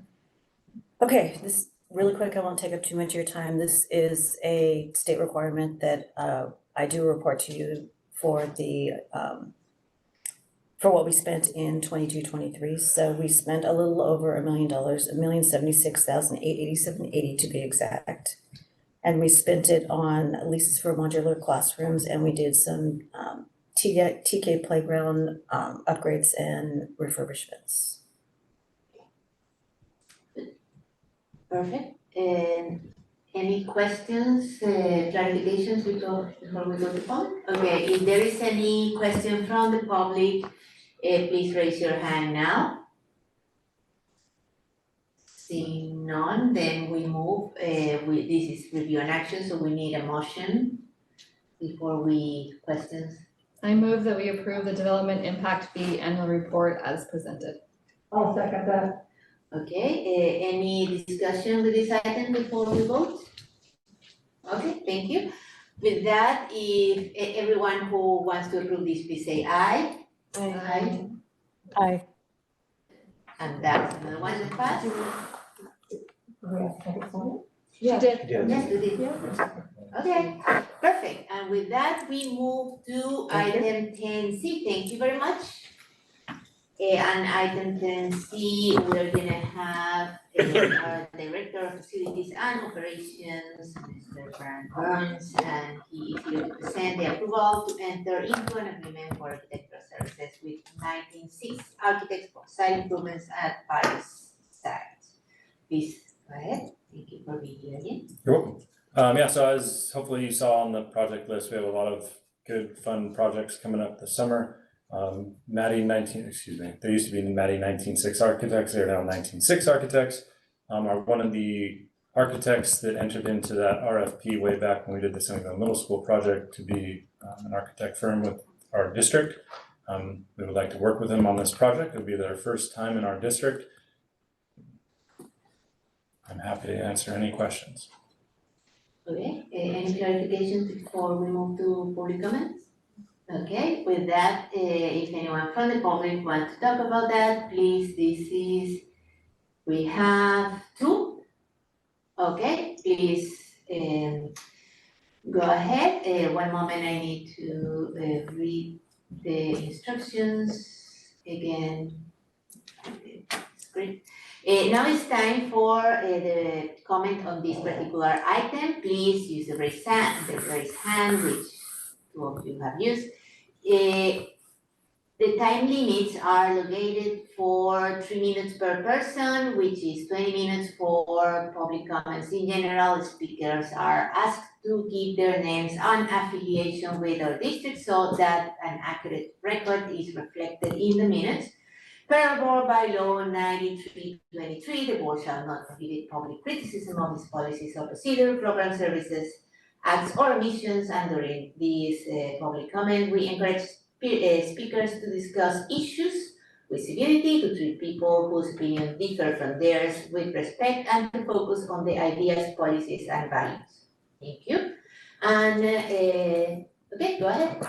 First up is Courtney Jansen, followed by Susan Hinton. Okay, thank you. Please go ahead. You have 3 minutes. Hello, can you hear me? Yes. Awesome. Good evening. My name is Courtney Jansen. I am speaking today in my personal capacity as a North Sunnyvale resident and a parent of a student at San Miguel Elementary. I want to first say thank you very much for the shade structure at San Miguel. That's amazing. However, I am concerned to see the inclusion of artificial turf as a possible replacement for the resilient tiles at our school playgrounds. There are numerous concerns with artificial turf. It has negative health, safety, and environmental impacts even when installed in small quantities. This evening, I sent the board a copy of a letter written by the Santa Clara County Medical Association to the city of Sunnyvale in opposition to the installation of artificial turf at Lakewood Park. That letter includes many of the details why artificial turf is dangerous, and those reasons are the same reasons why the district should keep artificial turf out of our schools. To name a few, first, artificial turf gets extremely hot, especially on warm days and even under regular weather conditions. Our school playgrounds get a lot of use, especially when school opens in August. And incidentally, August is the hottest month of the year in Sunnyvale. So it's imperative to use a material that stays cool. Second, exposure to the chemicals used in artificial turf are linked to numerous health effects. Our kids are still young, they're growing, and their bodies are extra vulnerable to these health effects. To quote from that article from the Santa Clara County Medical Association, quote, "Children are more vulnerable to all the toxic exposures due to their immature biological systems. They more readily inhale, ingest, and come into dermal contact with dust and chemicals emitted from the artificial turf." And third, as per recently passed California law, artificial turf is not drought-friendly material. Finally, there is a myth that artificial turf is low maintenance. Even if this were true, low maintenance does not justify exposing our children to the negative impacts of artificial turf. Instead, I asked the board to direct the architects to use alternative materials such as engineered wood fiber or corking. And one last message from my son, who is asleep, but he is a first grader at San Miguel. He asked me to tell you, and I quote, "Please do not put fake grass in the playgrounds," end quote. Thank you for your time. Thank you. The next comment, Next up is Susan Hinton. please go ahead. Yes, Ellen. Thank you for letting me speak. I'm Susan Hinton. I'm a member of the Sierra Club, and I'm a member of the Sierra Club chapter Plastic Pollution Prevention Team. I'm here to talk about synthetic turf. Synthetic turf is a petroleum product that pollutes, and it has many well-known health and environmental problems. There's been a lot of recent scientific research, and some of the articles state that stress, especially as temperatures get warmer every year, the temperatures of artificial turf can be 60 to 70 degrees above that of grass, and even 30 or 40 degrees above other materials like asphalt and concrete. Good alternate surfaces besides wood chips or perhaps the tiles that exist right now might be even granite, crushed granite can be, I know it's not soft, but it is a surface that can be run across and played on. Also, sand is an alternative. In any case, besides paint, there are artificial turf is very hard. It's harder than many materials. If you were to drop a weight on it, it would be as hard, perhaps, as asphalt. It's definitely harder than wood chips or other or grass. There are chemicals in there. There's something called a PFAS chemical, which is a so-called forever chemical. The EPA wants to remove those from the nation's drinking water. Bits of plastic do break off from artificial turf, and some of those are quite small. They can be plastic bits, and they can affect the human body by stimulating the endocrine disruptors. Endocrines produce hormones for growth, fertility, and reproduction. Yesterday, the California Coastal Commission rejected the University of California at Santa Barbara's request to replace the grass field with artificial turf for some of the very reasons I mentioned. So this is not just a strange person bringing. I really would like for the city of Sunnyvale to consider scientific research. Thank you. Thank you. Okay, with that, this is a review and action. If we have a motion, then we can have discussions about this topic. Is there a motion? Board? I move to approve entering into an agreement for architectural services with 196 Architects for site improvements to various sites. And second? I'll second. Okay, with that, let's open discussions, questions and comments from the board. Who wants to start? Go ahead. Okay. Yeah, so I'd like to understand, well, I understand why we need to replace the tiles because they are defective and are causing problems. Can you tell me why artificial turf was chosen as the medium for fall protection? So I'll address the fall prevention both in your question and the comment. So regardless of the material used on playgrounds, every playground we get inspected, right? It has to pass a HIC test, and I'm not going to pretend I remember the acronym and what it stands for. But no matter what material we use underneath the playgrounds, it has to pass a fall test of an object, and it can't bounce over a certain height, right? So we don't let kids on our playgrounds until they pass that state inspection. So to the comment about how it feels when you fall on it, anything we put under there is going to be safe by state standards. In regards to why that was selected over another material, one is in regards to like the low maintenance aspect of it. And I'm not going to pretend I know the article that the community members sent in. I'd love to take a look at it, but oftentimes there's two different synthetic turfs people talk about. There's the athletic synthetic turf with the rubber pellets. And yes, that stuff does get hot because those pellets are more times than not black that create a lot of, I guess, urban heat index on the fields. What we're proposing to use is recycled foam underneath a layer of the synthetic grass. I do believe it's a different installation method than perhaps what is being referenced on the athletic fields and that was being proposed in the North Lakewood Park project. But I'm happy to provide any more information that you'd like.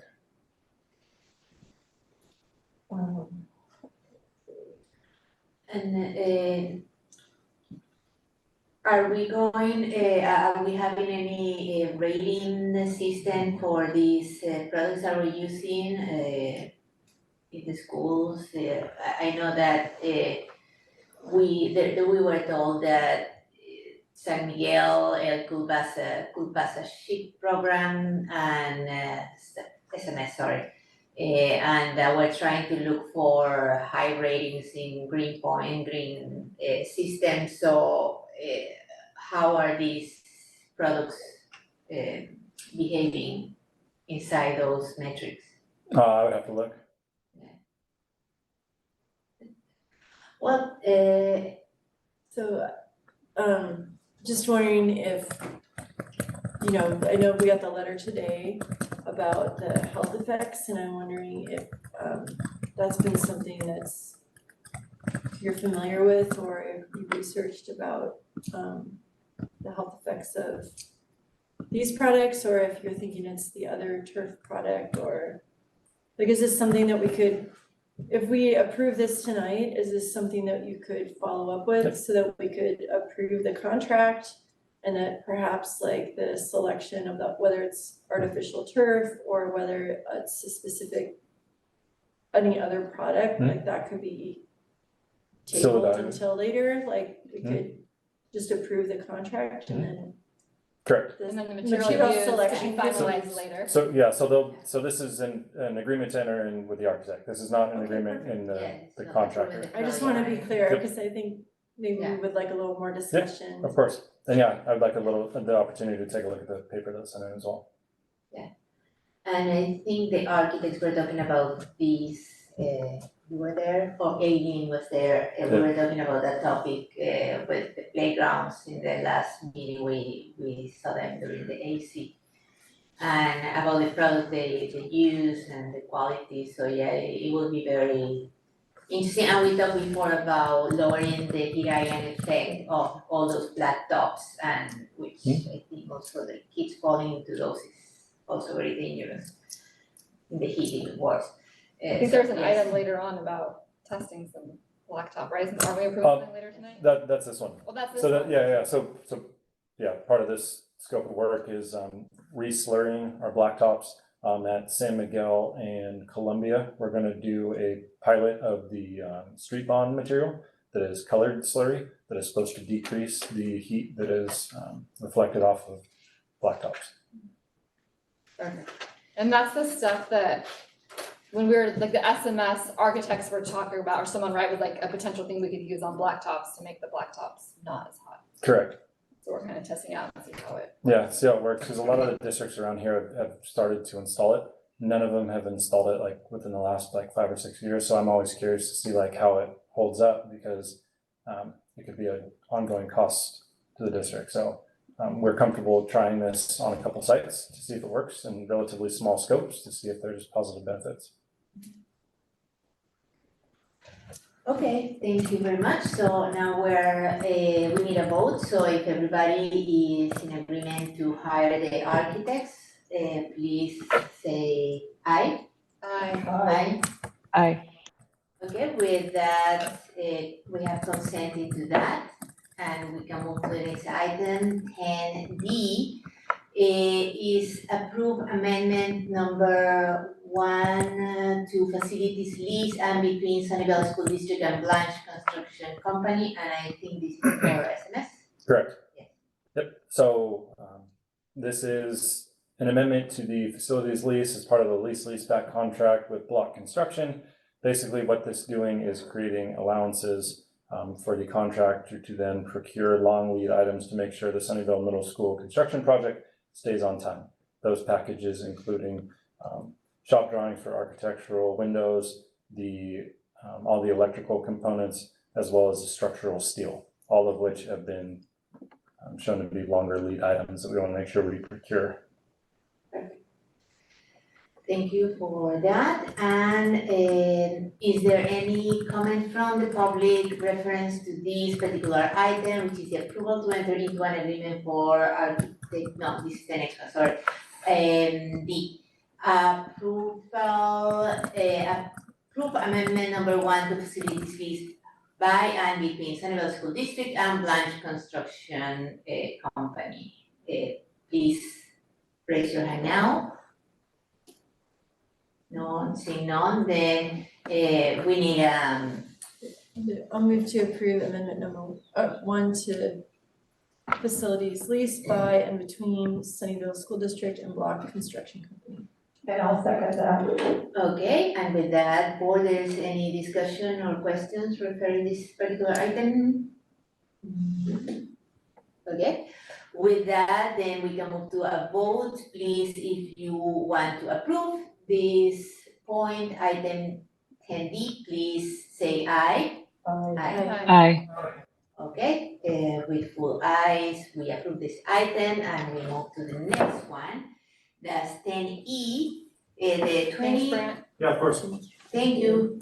Yeah, the next one is review is 10E,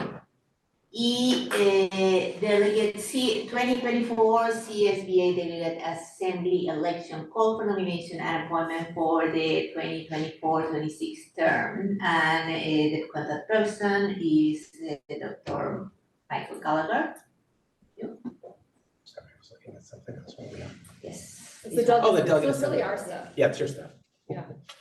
I mean, so this is really just. Well, last time we kind of decided, I think, that Isabel was gonna, Yeah, Isabel wants to. yeah. Yes. Good, so that's it. I just want public comment. Okay, do we have any public comment on this particular item? Please raise your hand now. Okay, seeing none, we move forward. If we have a motion? I move to nominate Isabel as the 2024 CSBA Delegate Assembly election nominee. Thank you. And do we have a second? I second. Perfect. Anyone who wants to vote aye for this one, or do we have any comments? Yes, it's actually the landscape has changed since we first spoke about this. It's my understanding that CSBA has kind of tabled the reduction temporarily of spots so that you have a higher likelihood of being renewed. Oh, yes, that did come up. There's more open spots. Well, so what it was that most counties lost like one seat or something, and a couple counties gained a seat, but our county ended up losing 3, and so we have 4. Right now we have 10. We were basically they've decided to even it out. We're gonna lose them all this We're same gonna lose round. them all because San Jose Unified was gonna lose they were gonna actually take away Teresa Castaños, her seat, because they went under the amount where they could just appoint somebody, so they were gonna take that away immediately. And so now they're, actually San Mateo Region 5 went to bat for us, and Alyssa went in there and argued at the board of directors meeting. So they're gonna split it out evenly over the 2 years, and then it will, when she goes off the board that year, that seat will go away. So instead it won't be like, They're not losing a whole bunch all at once. it won't be 5 and 1, it'll be more evenly distributed, so. Thank you. So yay. So are we ready to vote Yeah. on this one? Okay, everybody who wants to approve this, please say aye. Aye. Really? Good? Aye. That's an aye, and with that, we approve that. Item 10E. Good luck. We're all counting on you. Yes. And so now we have the consent agenda items, so possibly we're almost there.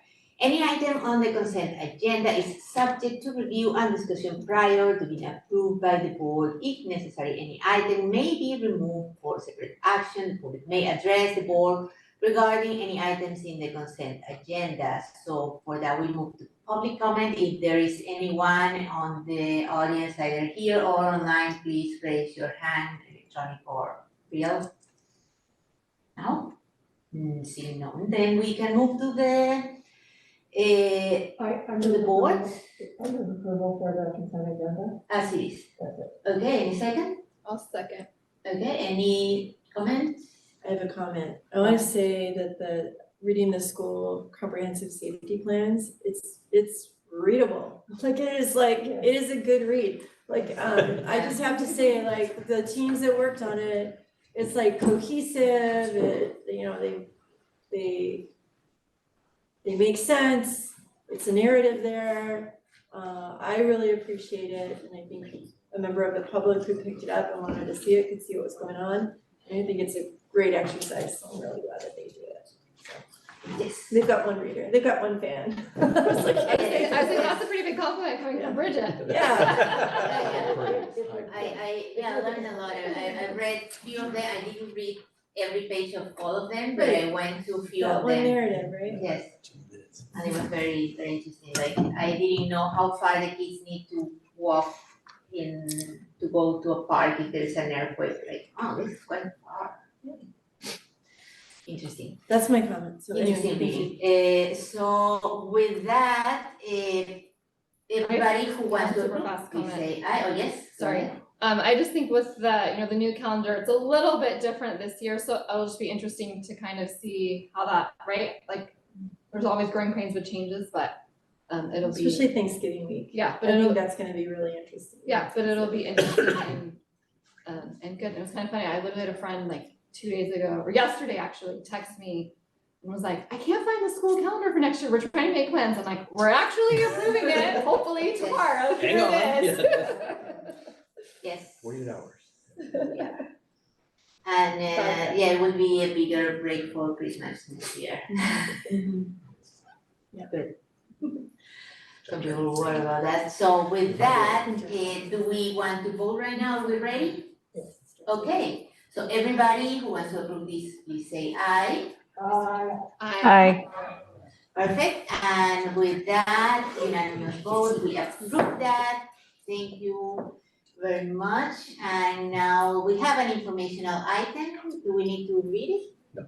Okay. Well, we'll just say the title. Okay, so the informational item, which is administrative regulation 3515-16, use of surveillance cameras, and there is the full document. Yes, Is Linda signing the? No. No, okay. we can ask her. Okay. I was trying to hurry. Yeah.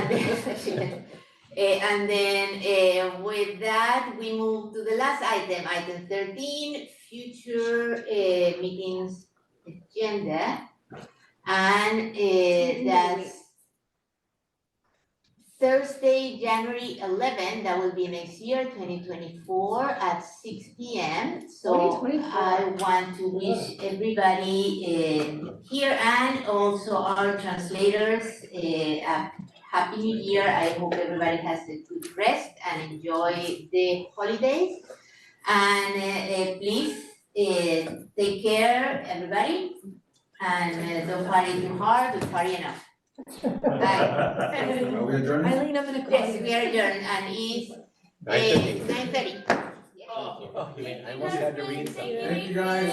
Before 9:30, we have to vote. Have a good night. Oh, I should have there, right there.